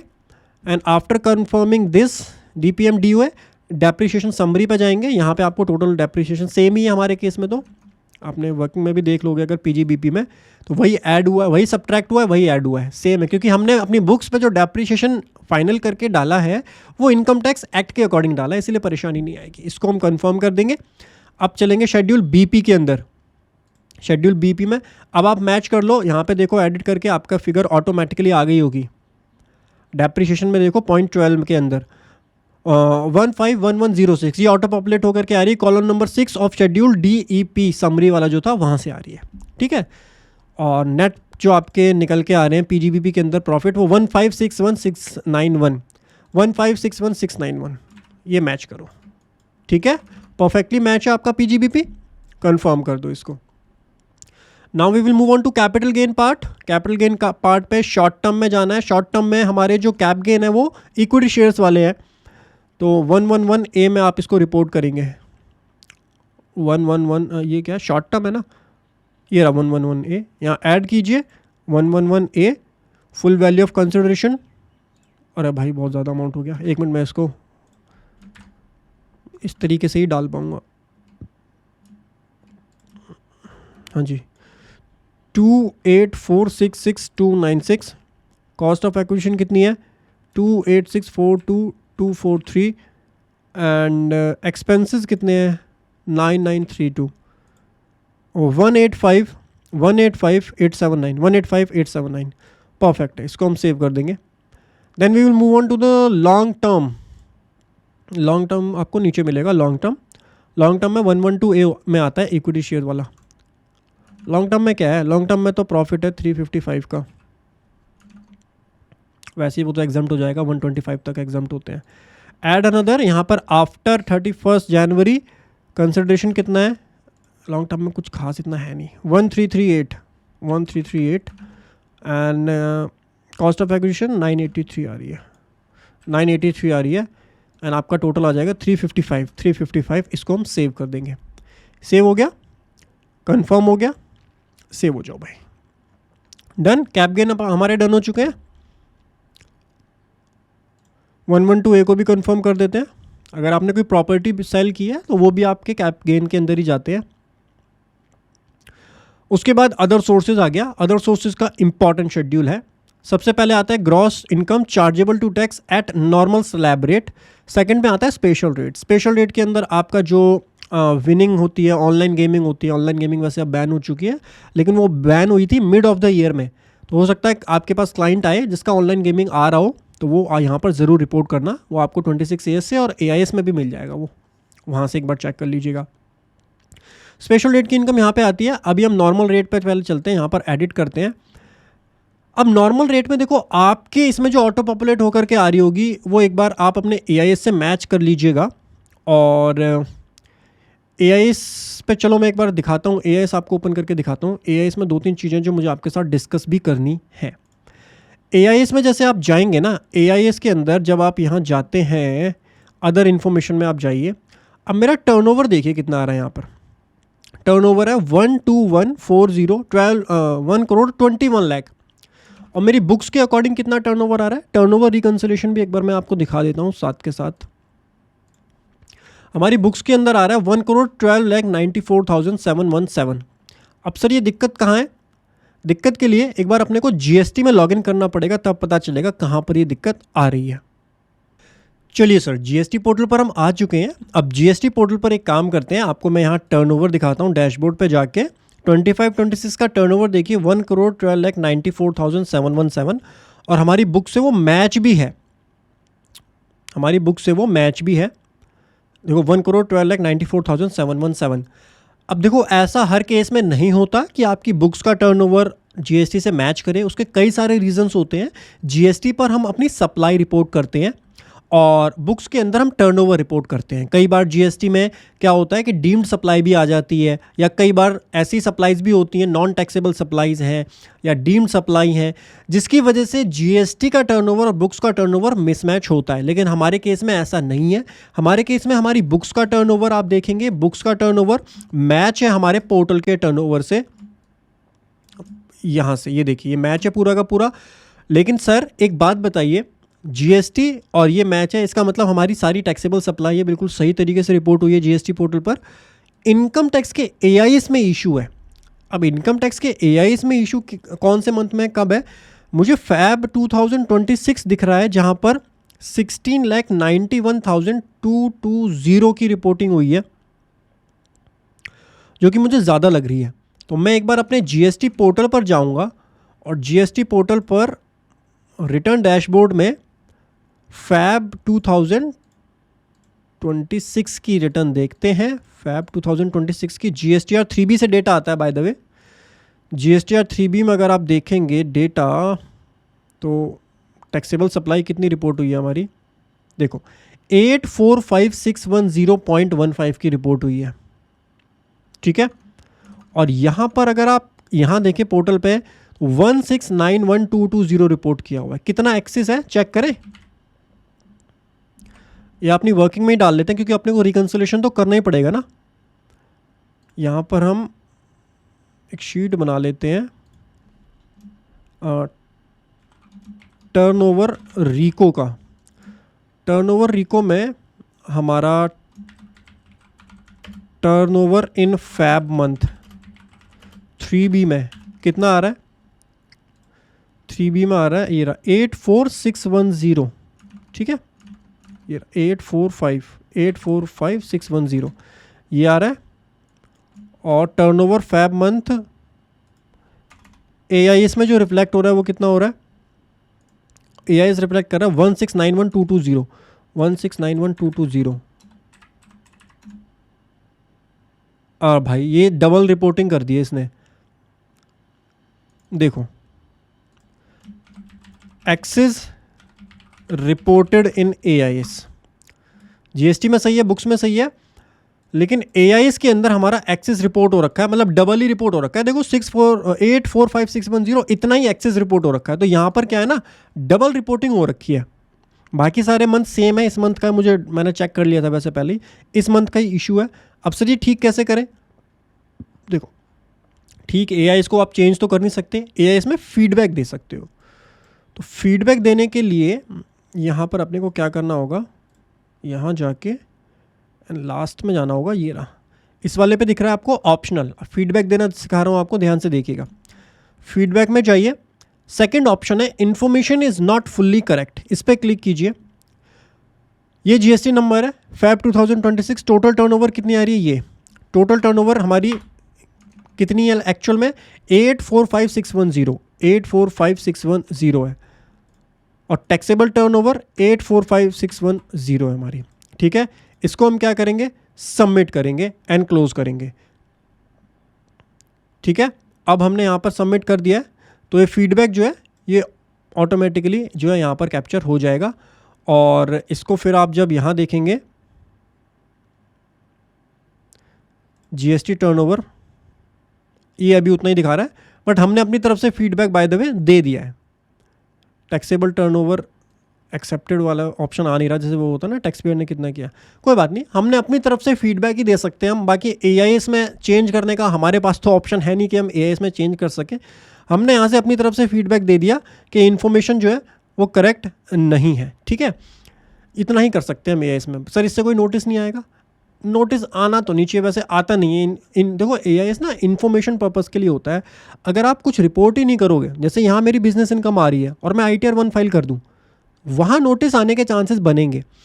बट थोड़ा बहुत वेरिएशन और मिसमैच ना, अब देखो इसमें हम कर भी क्या सकते हैं। ये टेक्निकल इशू है, कुछ टेक्निकल इशू, क्योंकि 3B से ही तो डेटा यहाँ पे आ रहा है, बट टेक्निकल इशू की वजह से यहाँ पर ये परेशानी हो सकती है, ठीक है। एक तो मुझे ये चीज़ समझानी थी आपको। दूसरा आपका यहाँ पर एसएफटी इन्फॉर्मेशन आ रही होगी। अब ये सारे बैंक अकाउंट का इंटरेस्ट आ रहा है, ये सारे बैंक अकाउंट आपके ऐड होने चाहिए माई प्रोफाइल के अंदर, ध्यान रखना। और ये बैंक का इंटरेस्ट हम सीधा टीआईएस से ले लेते हैं ना। टीआईएस में जाके सेविंग अकाउंट का इंटरेस्ट 120 ये हमने अपनी कॉम्पिटिशन में इंक्लूड किया हुआ है। अदर सोर्सेज के अंदर आप जाओगे तो आपको मिल जाएगा 120,506 का ये है, और डिपॉजिट पे 92,755। लेकिन हम जो इसमें रिपोर्ट करेंगे अपने आईटीआर में, अपने साथ साथ अपनी स्पाउस का और अपने माइनर का भी करेंगे, क्योंकि इस केस में हमने अपनी वाइफ के नाम से, मैंने पैसे ट्रांसफ़र किए अपनी वाइफ के अकाउंट में और वाइफ के नाम से एफडी करवाई, मैंने अपने बेबी के अकाउंट में पैसे ट्रांसफ़र किए और उसके नाम से एफडी कराई। अब उस पर जो इंटरेस्ट मिला तो उसके अकाउंट में, बट उसकी टैक्सेबिलिटी मेरे हैंड पर आएगी। Getting my point? तो वो मेरे को यहाँ अब ऐड करके दिखाना होगा। और कैसे ऐड होगा? जैसे एफडी की बात करें तो ये प्लस दिस। एफडी में मुझको चेंज करना होगा। एफडी कितना है? फिक्स डिपॉजिट कितना आ रहा है? 169,365। ये तो एआईएस से भी ठीक नहीं आ रहा वैल्यू। एक बार वैल्यू चेक भी कर लेना आपके एक्चुअल में कितनी आई हैं। एआईएस से भी सही से ऑटो पॉपुलेट नहीं होता, कई बार देखो कम हो रहा है ना। मेरे एआईएस में तो ज़्यादा आ रहा था। सेविंग अकाउंट पे कितना आ रहा है? 120 आ रहा है, और इसने सेविंग अकाउंट पे कितना दिखाया है? 97 दिखाया है। तो एक बार ये भी चेक कर लेना। अच्छा, सेविंग अकाउंट का 120,506, ठीक है। ये हो गया। बाकी पीएफ जो आपने विड्रॉ किया है, अगर पीएफ का जो इंटरेस्ट है अगर वो आपका टैक्सेबल बनता है तो वो आपका यहाँ पर आता है। ये 4 ऑप्शन होते हैं जहाँ पे आपका टैक्सेबल पीएफ का इंटरेस्ट जो है वो आपको रिपोर्ट करना होता है। एग्जम्प्ट वाला थोड़ी देर में बताऊंगा, एग्जम्प्ट इनकम शेड्यूल में आपका जाता है। तो इस तरीके से यहाँ पे और कोई इनकम है तो वो डाल सकते हो। अदर इनकम के लिए लास्ट में एक ऑप्शन होता है अगर कोई मिसलेनियस इनकम आपको डालनी है तो यहाँ पर आप नेचर सेलेक्ट करके, जैसे क्रेडिट कार्ड, कैशबैक 50,000 तक के गिफ्ट मिले तो वो कहीं रिपोर्ट नहीं करने होते हैं। लेकिन अगर आपका कैशबैक रिवॉर्ड बहुत ज़्यादा है, 2 लाख 50,000 से ज़्यादा का है, फिर आप यहाँ पे उसको रिपोर्ट करेंगे। ठीक है, मैं अभी रिपोर्ट कर नहीं रहा हूँ, जस्ट आपको मैं दिखा रहा था। ये बैक कर लेते हैं, इसको कंफर्म करते हैं। अदर सोर्सेज हमारा डन हो गया। उसके बाद एक ऑप्शन और आता है। अच्छा, LIC अगर टैक्सेबल होती है ना, LIC देखो 1010T में एग्जाम्प्ट होती है, लेकिन अगर आप वो कंडीशंस फुलफिल नहीं करते हो तो LIC से जो आपको पैसा मिलता है वो यहाँ टैक्सेबल होता है। Any sum receive including the amount allocated by bonus at the during the year 56-13 के अंदर। देखो LIC में आपको कंडीशन देखनी होती है। अगर 1010D की कंडीशन सेटिस्फाई है तो फिर आप एग्जाम्प्ट में डालेंगे। वो कंडीशन सेटिस्फाई नहीं होती है तो वो टैक्सेबल होता है, और टैक्सेबल आपको LIC पे जो पैसा मिल रहा है वो यहाँ रिपोर्ट करना होता है। इसको हम सेव कर देंगे। LIC की जो मैच्योरिटी होती है मैं उसकी बात कर रहा हूँ। डिविडेंड भी था ना, डिविडेंड नहीं डाला ना मैंने, डिविडेंड भी डाल देते हैं। डिविडेंड यहाँ आएगा, और डिविडेंड की वजह से तो एक एरर आएगी आपको जो लास्ट में बताऊंगा। फर्स्ट वाले में डालना होता है अदर डिविडेंड में। ये दोनों डीम डिविडेंड होते हैं, यहाँ डालने की ज़रूरत नहीं होती आपको। ये 2390 यहाँ डाल देंगे डिविडेंड। अच्छा, डिविडेंड में आपको क्वार्टरली ब्रेकअप भी देना होगा, तो 2390 यहाँ पर आप सेव करेंगे। क्वार्टरली ब्रेकअप कैप गेन का भी जाता है, वो भी आपको बता देता हूँ अभी। पॉइंट नंबर 10 में इन्फॉर्मेशन अबाउट एक्रोल या रिसीट। इसमें आप देखिए डिविडेंड इनकम सीरियल नंबर 1 वाला जो है फर्स्ट क्वार्टर में आप डाल सकते हैं। कितना था? 2390 एंड इसको आप सेव कंफर्म कर देंगे। कंफर्म करने के बाद में कैपिटल गेन के अंदर भी जो आपको कैपिटल गेन होते हैं ना, उसके आपको इन्फॉर्मेशन की ज़रूरत होती है, तो आप फर्स्ट वाले के अंदर डाल सकते हैं। BFLA शेड्यूल से आता है। हमारे केस में एक्चुअली लॉस है तो 0 है, इसलिए यहाँ डालने की ज़रूरत नहीं होगी। लेकिन आपको ध्यान रखना, अगर कैप गेन आ रहे हैं तो BFLA शेड्यूल का स्क्रीनशॉट लेके रख लो, वहाँ से इसको ज़रूर फिल करना है, इन्फॉर्मेशन अबाउट एक्रोल या रिसीट्स। ठीक है, देन इसको कंफर्म कर देना। देन आता है CYLA BFLA। अच्छा, CYLA BFLA, ठीक है, चलते हैं। CYLA होता है करंट ईयर लॉस एडजस्टमेंट। अब करंट ईयर लॉस एडजस्टमेंट आप देखिए, मेरी सैलरी की इनकम ये आ गई, बिजनेस की इनकम मेरी ये आ गई, उसके बाद नेट इनकम अदर सोर्सेज की ये आ गई। सर मेरे लॉसेस कहाँ गए? हाउस प्रॉपर्टी का लॉसेज ये है 424,635, कहीं भी एडजस्ट नहीं होगा ये। मैंने आपको बताया था इसकी कोई वैल्यू नहीं है, वैल्यू खत्म हो चुकी है हाउस प्रॉपर्टी के लॉस की न्यू रिजीम के अंदर। बिजनेस में लॉस मेरा इसके अंदर होगा, क्लोजिंग ईयर इनकम आपकी ये बच रही है, तो लॉस एडजस्टमेंट इसके अंदर आपकी कुछ है ही नहीं करंट ईयर के लॉस एडजस्टमेंट की ज़्यादा। BFLA शेड्यूल पे चलते हैं। जिसमें detail of income, set off और brought forward off from earlier year. तो इसमें क्या होता है, पिछले साल के लॉसेज जो ब्रॉड फॉरवर्ड होकर आते हैं वो आप यहाँ से सेट ऑफ करा सकते हैं। वैसे इन्होंने सही तरीके से ना अरेंज नहीं करा है। आपको पहले CFL में जाना होता है। CFL में जाके जो भी आपके पुराने ईयर के लॉसेज हैं अगर वो लेकर के आना चाहते हो, CFL का मतलब क्या होता है, पुराने ईयर के लॉसेज को लेकर के आना और फिर BFLA में उसको एडजस्ट करवाना और फिर जो लॉसेज बच रहे हैं उसको कैरी फॉरवर्ड करना। ठीक है, तो यहाँ पे आप देखेंगे, अच्छा लॉसेज कैरी फॉरवर्ड करने की जहाँ तक बात है, स्पेकुलेटिव के जो लॉसेज होते हैं फ्यूचर ऑन ऑप्शन के 4 ईयर तक कैरी फॉरवर्ड होते हैं। इसके अलावा जो नॉर्मल बिजनेस के लॉसेज होते हैं वो 8 ईयर तक कैरी फॉरवर्ड होते हैं। FNO का लॉस नॉर्मल लॉस होता है तो वो 8 ईयर तक कैरी फॉरवर्ड हो सकता है। इंट्राडे का लॉस जो है वो केवल 4 ईयर तक हो सकता है क्योंकि वो स्पेकुलेटिव का लॉस होता है। ठीक है, यहाँ पर तो सर 15 साल का डेटा दिया हुआ है, आप पागल क्यों बना रहे हो? ये देखो 1 2 3 4 5, ये तो 15 ईयर का डेटा है।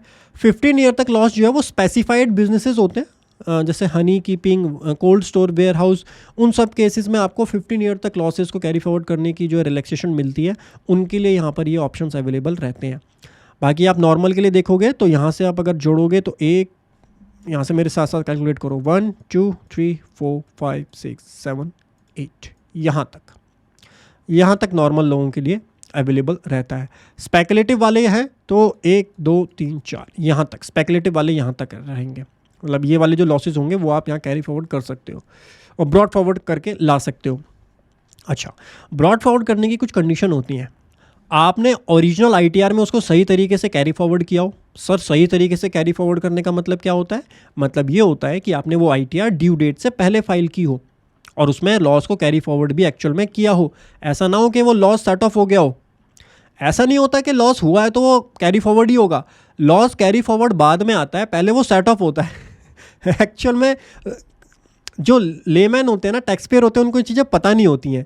हमारे पास एक क्लाइंट आया, अब उसकी इनकम थी 6-7 लाख रुपए की। उसने बोला मुझको ना लॉस हुआ है, थोड़ा सा लॉस हुआ था और किसी में उसको गेन हुआ था। अब वो हमारे पास इस ऑब्जेक्टिव से आया कि सर FNO में लॉस था उसका, एक्चुअली FNO में लॉस था एंड उनका ये कहना था सर FNO का लॉस है, मुझे लॉस कैरी फॉरवर्ड करवाना है। मैंने कहा भाई कैरी फॉरवर्ड कितना होगा, कैसे होगा, वो तो कंपटीशन के बाद पता चलेगा। जब फाइनल कंपटीशन बनाई, उनको भेजी और क्लाइंट चढ़ गया हमारे ऊपर, सर पागल बना रहे हो आप, आपने मेरा लॉस तो कैरी फॉरवर्ड कराया ही नहीं। फिर मैंने देखी कंपटीशन, मैंने कहा FNO का लॉस है, नॉर्मल बिजनेस का लॉस है।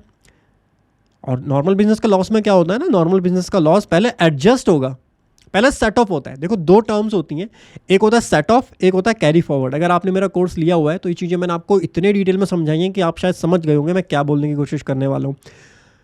सबसे पहला स्टेप होता है सेट ऑफ। सबसे पहले आपका लॉस सेट ऑफ किया जाएगा, उसके बाद कोई लॉस बच रहा है वो कैरी फॉरवर्ड होगा। अब उन महाशय का FNO में तो लॉस था बट अदर सोर्सेज की इनकम तो थी। अब वो सारा का सारा लॉस अदर सोर्सेज की इनकम खा गई। तो जब सारी इनकम खा गई तो कैरी फॉरवर्ड क्या होगा? कुछ भी नहीं होगा। अब क्लाइंट हमसे लड़ रहा है कि नहीं मुझे तो कैरी फॉरवर्ड करवाओ, पहले सेट ऑफ नहीं कराना। नहीं, ऐसे नहीं होता। लॉस कैरी फॉरवर्ड जो होती है वो लास्ट स्टेज होती है। पहले आपका लॉस करंट ईयर का सेट ऑफ होगा करंट ईयर के इनकम के साथ, इनकम टैक्स के रूल के अकॉर्डिंग। अगर वो सेट ऑफ हो जाता है और कुछ बैलेंस नहीं बचता तो कैरी फॉरवर्ड होगा ही नहीं।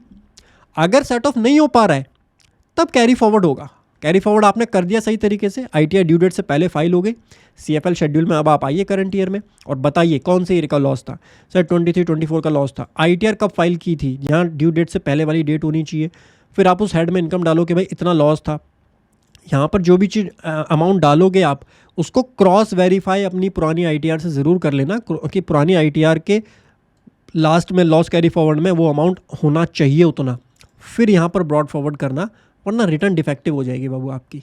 ठीक है, तो ऐसे नहीं है, अपने मन से नहीं। यहाँ पर जो भी लॉस ब्रॉड फॉरवर्ड करके ला रहे हो वो इस तरीके से लाना। लॉस ब्रॉड फॉरवर्ड करके ले आए, ब्रॉड फॉरवर्ड करने के बाद आप जाना BFLA शेड्यूल में। यहाँ पे लॉस आपका आ जाएगा, brought forward losses set of, ये आपके यहाँ पे आ जाएंगे। जिस भी हेड से वो सेट ऑफ एडजस्ट होना होगा उस हेड में आ जाएगा। जनरली सेम हेड में जाते हैं। बिजनेस का लॉस है तो ब्रॉड फॉरवर्ड होकर वो बिजनेस के इनकम से एडजस्ट होगा। शॉर्ट टर्म कैप गेन का है तो ब्रॉड फॉरवर्ड होकर शॉर्ट टर्म कैप गेन से एडजस्ट होगा। एंड यहाँ पे आप उसको फिर सेट ऑफ करवा सकते हो। ठीक है, इसको आप कंफर्म करना और आपका फिर CFL में जाके लास्ट में देखना कि कितना आपका करंट ईयर का लॉस कैरी फॉरवर्ड हो रहा है। करंट ईयर में जो लॉस आप कहीं भी एडजस्ट नहीं करवा सकते।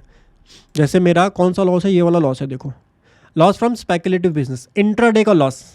मैंने आपको स्टार्टिंग में ही बता दिया था कि मेरी कोई इनकम ही नहीं है, ये कैरी फॉरवर्ड होगा। कंपटीशन में आओ, कंपटीशन में देखो, ये थोड़ी ना टेक्निकल चीज़ें होती हैं, हम हर साल करते हैं, हज़ारों लाखों को तो करी होंगी हमने कम से कम ITR, तो चीज़ें टिप्स पे रहती हैं, लेकिन थोड़ी सी कॉम्प्लेक्सिटी होती है। I can understand that. आप एक दो बार वीडियोस को रिपीट करके देख सकते हो अगर आपको कहीं पे कोई कन्फ्यूज़न या दिक्कत आती है तो, या नीचे हमारा नंबर है, हमसे गाइड ले सकते हो, कमेंट सेक्शन में अपनी क्वेरी पूछ सकते हो, मैं रिप्लाई कर दूंगा। और मैंने आपको बताया मैं सारी चीज़ें कवर भी नहीं कर रहा हूँ।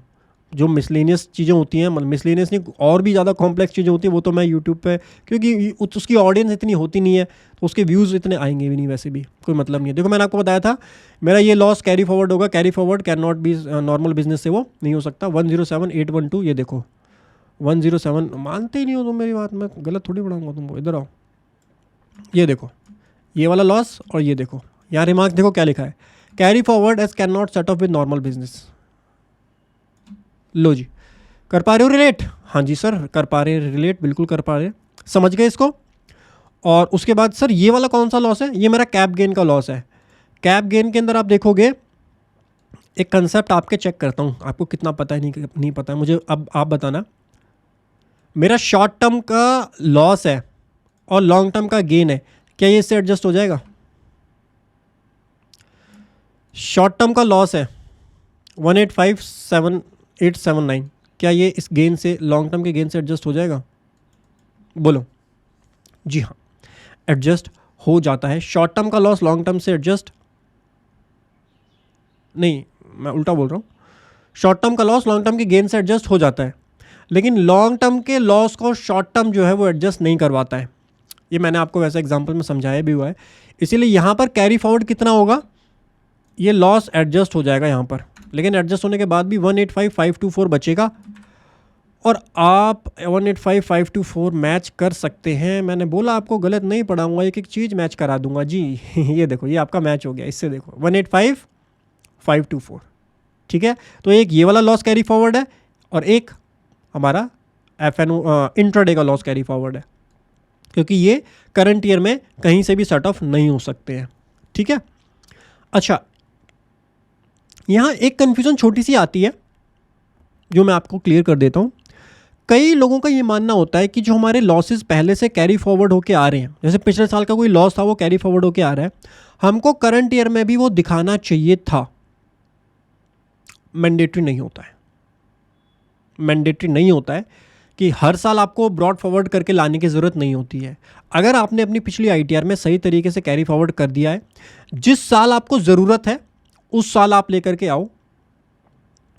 ये आपके करंट ईयर के टोटल लॉस होते हैं जो फॉरवर्ड होंगे, इसमें भी आप डाल करके फॉरवर्ड कर सकते हो, लेकिन इससे ऐसा नहीं होगा कि वो इस साल से काउंट किया जाएगा। देखो मेरा 25-26 असेसमेंट ईयर का कोई लॉस था, करंट ईयर मुझे ज़रूरत नहीं है उसको अपने इसमें इनकम करने की, मैं उसको 8 ईयर तक ले जा सकता हूँ, तो मैंने करंट ईयर उसको नहीं लेके आऊँगा, अगले साल जाके मैं उसको एडजस्ट करवाऊँगा। क्या मैं करवा सकता हूँ? बिल्कुल करवा सकते हो, और आप अपना केस चेक करके करवाना। जब भी आप अपने पुराने लॉसेस को एडजस्ट करवाते हो ना, तो ऐसे आंख बंद करके एडजस्ट मत करवाया करो। करंट ईयर मेरी इनकम पे कोई टैक्स ही नहीं बन रहा या बहुत कम टैक्स बन रहा है, लेकिन मुझे पता है कि अगले साल मेरा काम अच्छा हो जाएगा और मेरी इनकम ज़्यादा हो जाएगी। तो अगर आपको पता है, देखो लॉस आपको पता है कि लॉस अगर इंट्राडे है तो 4 साल तक तो आप ले जा सकते हो, FNO है तो 8 साल तक तो ले जा सकते हो, तो आप करंट ईयर में उसको मत करो, ब्रॉड फॉरवर्ड मत ले करके आओ। आप नेक्स्ट ईयर में जब आपका इनकम ज़्यादा है तब आप उसको ब्रॉड फॉरवर्ड करके ले आओ। इनकम टैक्स एक्ट कोई ऐसी रिस्ट्रिक्शन नहीं लगाता कि आपको नेक्स्ट ईयर की इनकम से उसको एडजस्ट करवाना है। इनकम टैक्स आपको कैरी फॉरवर्ड करवा देगा 4 ईयर के लिए इंट्राडे, FNO 8 ईयर के लिए, एंड जब भी आपको रिक्वायरमेंट है उस ईयर में आप ब्रॉड फॉरवर्ड करके लाओ एंड उसको एडजस्ट करवा सकते हो आप, ठीक है। तो हर साल उसको ब्रॉड फॉरवर्ड करने की ज़रूरत नहीं होती है। अब कुछ लोग, जैसे अगर आप बोलते हो कि नहीं सर मैं तो इस साल भी यहाँ पर दिखाऊंगा लॉस, अपने ब्रॉड फॉरवर्ड करके लाऊंगा जिससे टोटल में यहाँ आके वो कैरी फॉरवर्ड हो जाए, टोटल में आकर के कैरी फॉरवर्ड हो भी जाएगा, क्या आप उसको 25-26 का लॉस बोलोगे? नहीं, वो लॉस रहेगा आपका इस ईयर का ही, 20 मतलब पुराने साल का ही लॉस रहेगा, और जो ओरिजिनली जब लॉस कैरी फॉरवर्ड हुआ था उसी डेट से उसको काउंट किया जाएगा। आप इस वाली डेट से काउंट नहीं कर सकते उसको। हाँ, लेकिन आपका रिकॉर्ड ज़रूर बना रहेगा। हर साल रिपोर्ट करने से, जैसे इस साल जैसे मैंने पुराने सारे लॉस यहाँ पर रिपोर्ट कर दिए, तो मेरा एक रिकॉर्ड बना रहेगा। मैं अपनी पिछली ITR देखूंगा और मुझको पता चल जाएगा कि किस ईयर का कितना लॉस है। मुझे अपने पिछले 5 साल की या 8 साल की ITR देखने की ज़रूरत नहीं है। अगर आप हर साल नहीं कर रहे हो तो आपको ऑब्वियसली हर 8 साल की देखनी पड़ेगी, कहीं किसी ईयर में लॉस ना हो जो मुझे ब्रॉड फॉरवर्ड करना हो, है ना। लेकिन अगर आपने अपनी पिछली ITR में दिखा दिए हैं सारे पुराने लॉसेस, तो पिछली ITR में आपको रेफरेंस मिल जाएगा कि इस ईयर का इतना लॉस है, इस ईयर का इतना लॉस है। ठीक है, दोनों में से कोई भी प्रैक्टिस आप फॉलो करो, गलत कोई भी नहीं है, दोनों में ही आपका काम हो जाएगा। ठीक है, ओके। हमारे केस में वैसे पुराना कोई लॉस है नहीं ब्रॉड फॉरवर्ड करने का, तो हम पुराने लॉस को अभी ब्रॉड फॉरवर्ड नहीं कर रहे हैं और इसको हम कंफर्म कर देंगे। अब चलते हैं स्पेशल रेट की इनकम पर। ये आ जाएगा जो भी स्पेशल रेट से इनकम चार्ज होगी, हमारे केस में शायद कुछ है ही नहीं, 0 ही आ रहा है। उसके बाद आता है शेड्यूल SPI, जो कि इंपॉर्टेंट है। वीडियो मेरी 2 घंटे से ऊपर पहुंच गई, क्या लंबी वीडियो हो गई है वैसे। इसमें हम ऐड करेंगे, ठीक है। इसमें इंफॉर्मेशन पर्पज़ के लिए ऐड करना होता है। अब हमने जो 2 इनकम इंक्लूड की थी, अपनी स्पाउस की एंड अपने चिल्ड्रन की, वो यहाँ पर हमको रिपोर्ट करनी होगी। तो यहाँ पर कौन से हेड में आपने डाला था? अदर सोर्सेज में ना, अदर सोर्सेज आ गया। रिलेशनशिप जैसे स्पाउस है, स्पाउस की कितनी इनकम डाली है? 50980। अच्छा, यहाँ पे अगर जैसे TDS कटा हुआ है मेरे स्पाउस के, TDS उस पर FD पे इंटरेस्ट पे या माइनर पे TDS कटा है, वो TDS भी मैं क्लेम कर सकता हूँ। ठीक है, यहाँ पे इस तरीके से डाल के नेम, ये पैन, आधार नंबर ऑप्शनल होता है, आप इसको सेव कर सकते हैं। दोनों की डिटेल आपको इस तरीके से यहाँ पर मेंशन करनी होगी। मैं इन्फॉर्मेशन एक बार ये डाल देता हूँ, उसके बाद आगे कंटिन्यू करते हैं। ओके सर, तो हमारा शेड्यूल SPI हो गया। शेड्यूल एग्जम्प्ट इनकम आते हैं। अब एग्जम्प्ट इनकम के अंदर पॉइंट नंबर 2 में एग्रीकल्चर इनकम आ जाती है आपकी, और पॉइंट नंबर 3 के अंदर आ जाती है आपकी अदर एग्जम्प्ट इनकम। ये इन्होंने इंटरेस्ट इनकम कौन सी डाल दी यहाँ पे? कुछ मेंशन भी नहीं किया, खाली इंटरेस्ट इनकम। इंटरेस्ट इनकम ऐसे थोड़ी आएगी यहाँ पे। देखो point number 3 other exempt income पे अब इन्होंने कैटेगरी वाइज कर दिया है। तो PF का पैसा अगर आपने विड्रॉल किया है, पेंशन का पैसा आपने विड्रॉल किया है, या LIC आपकी मैच्योर हुई है, बोनस मिला है जो कि एग्जम्प्ट है, वो आपकी जाएगी इधर। PF सुकन्या समृद्धि योजना, NPS, LIC सब इसमें जाती हैं। इसमें मिल जाएगा 1010D लाइफ इंश्योरेंस पॉलिसी, अगर इसमें एग्जम्प्ट है तो 1011 स्टैट्यूटरी प्रोविडेंट फंड से विड्रॉ किया तो 1011 में एग्जम्पशन मिलेगी। 1012 में RPF से विड्रॉ किया, उसकी एग्जम्पशन यहाँ मिलेगी। अच्छा, जो इसका इंटरेस्ट आपको मिलता है वो भी एग्जम्प्ट होता है। इंटरेस्ट की एग्जम्पशन भी आपको यहीं पे दिखानी होती है। 1011 का अगर SPF है तो 1011 में दिखाइए, और RPF है तो 1012 में दिखाइए। SPF में बेसिकली आपके जो गवर्नमेंट एंटिटीज़ होती हैं वो SPF में जाती हैं, और PPF जो आपने कराया वो भी इसके अंदर आता है, 1011 में आता है। प्राइवेट एम्प्लॉय का जो PF जाता है वो 1012 के अंदर जाता है। ठीक है, तो इस तरीके से अकॉर्डिंगली यहाँ पे आप रिपोर्ट कर सकते हैं। और पहले यहाँ पे एक अदर का ऑप्शन आता था, अब वो अदर हट चुका है। केवल सेक्शन 10 की जो एग्जम्पशन है वही आप यहाँ पर क्लेम कर सकते हो एग्जम्पशंस के अंदर। ठीक है, इसको एग्जम्पशन में डिटेल डाल के आप कंफर्म कर सकते हो। देन शेड्यूल AL जो है, अगर आपकी इनकम 1 करोड़ से ज़्यादा है तब आपके लिए मैंडेटरी होता है।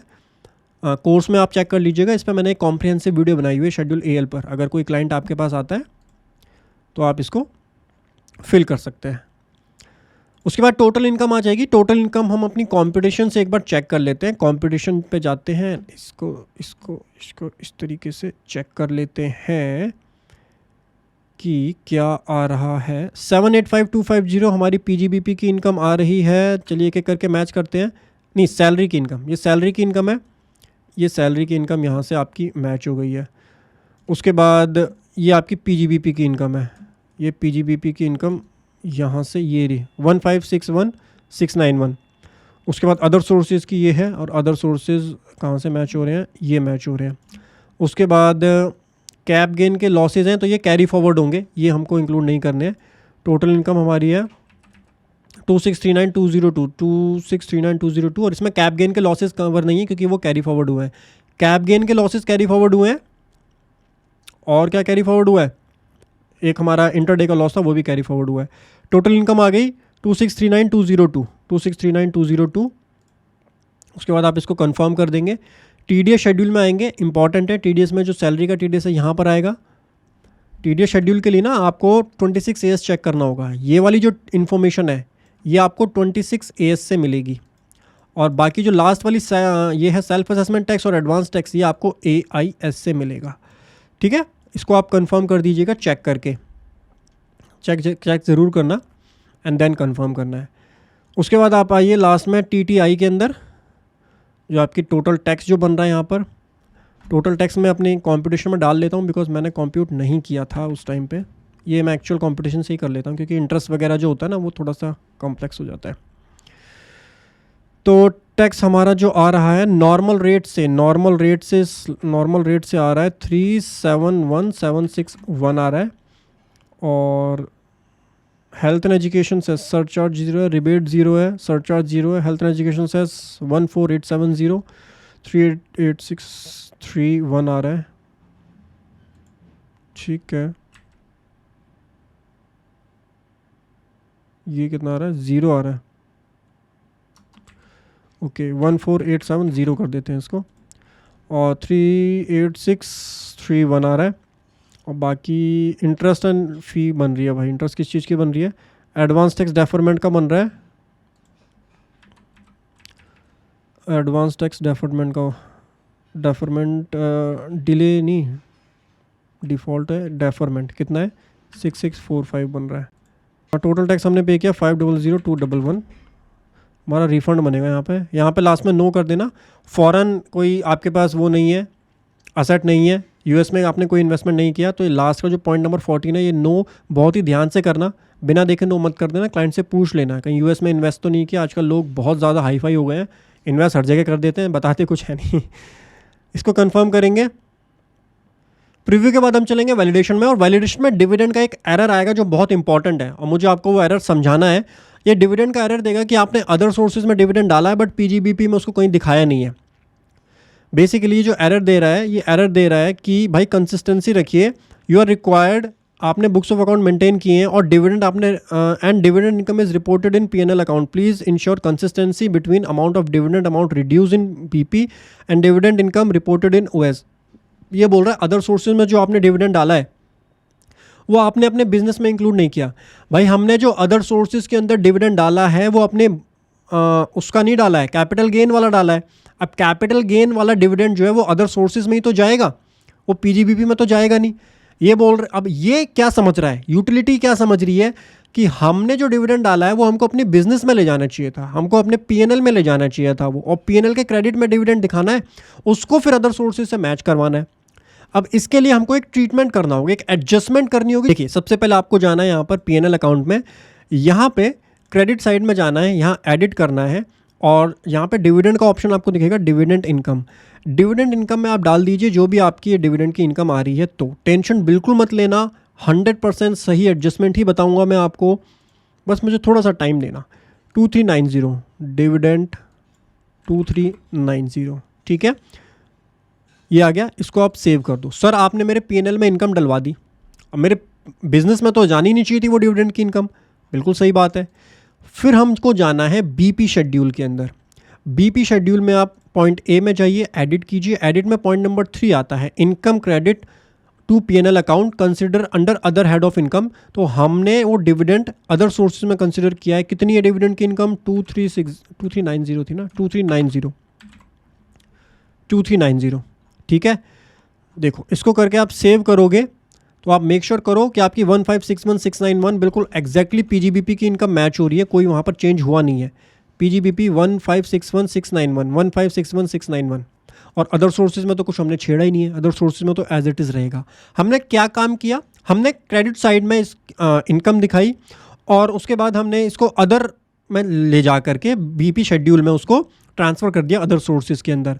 अब आप जब इसको वेरिफिकेशन के लिए जाओगे, तो अब जब आप वैलिडेशन के लिए जाओगे तो आपका कोई वैलिडेशन एरर यहाँ पर नहीं आएगा, ये वाला एरर आपका ठीक हो गया है। कोई और एरर आ रहा है, एक सेकेंडरी एड्रेस का एरर भी आता है, सेकेंडरी एड्रेस प्रोफाइल में जाके बस यस कर देना, आपको सेकेंडरी एड्रेस भी ठीक हो जाएगा।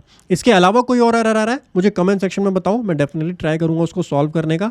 बाकी मैंने बहुत ही ज़्यादा कॉम्प्रिहेंसिव केस स्टडी आपके साथ आज डिस्कस की है, जिसमें मैंने balance sheet, PNL, capital gain, FNO loss, intraday loss, share market और क्लबिंग के प्रोविजंस, डेप्रिसिएशन शेड्यूल, डिविडेंड का एरर, टर्नओवर रिकंसोलिएशन, एआई से और एआई में फीडबैक देना, बहुत सारी चीज़ें हमने बहुत डिटेल में और कॉम्प्रिहेंसिव मैनर में, एक्चुअल में पूरा मैंने आपको केस स्टडी सिखा दी है। जो हमारे क्लाइंट की ये वाली पूरी केस स्टडी आपकी हो चुकी है, ये आप कॉम्पिटिशन सेव करके रख सकते हो और उसके बाद वेरिफिकेशन पे जाके आधार ओटीपी से जिस भी मेथड से वेरीफाई करना चाहते हो आप वेरीफाई करके फाइल कर सकते हो अपनी आईटीआर। अगर आप अभी तक रुके हुए हो तो सबसे पहले थैंक यू सो मच कि आपने, बहुत बड़ी वीडियो है मेरी ये वाली, मतलब इतनी बड़ी वीडियो मैं जनरली नहीं डालता यूट्यूब पे, बट आपको अगर पसंद आई है please consider subscribing our YouTube channel इसी तरीके की इन्फॉर्मेटिव वीडियोस के लिए। एंड अगर आप प्रोफेशनल हैं तो डेफिनेटली आप कंसिडर कर सकते हैं हमारे इनकम टैक्स कोर्सेज़ को, जहाँ इसका 10 टाइम मोर आपको और डिटेल में और कॉम्प्रहेंसिव वे में, और जो चीज़ें मैंने आपको छुड़वाई हैं यहाँ पर, फॉरेन असेट्स, एफएसआई, करेंसी और कैसे वो सारी कंपटीशन और वर्किंग होती है, वो सारी चीज़ें मेरे कोर्स का पार्ट रहती हैं, जहाँ मैं और कॉम्प्लेक्स केस स्टडीज़ आपके साथ डिस्कस करता हूँ। अगर ये वीडियो पसंद आई है सब्सक्राइब ज़रूर करें मेरे हमारे फिनटेक्स प्रो यूट्यूब चैनल को। मी विवेक साइनिंग ऑफ फॉर नाउ, मिलता हूँ आपको अगले सेशन में, तब तक हंसते रहिए, मुस्कुराते रहिए, बाय बाय, टेक केयर।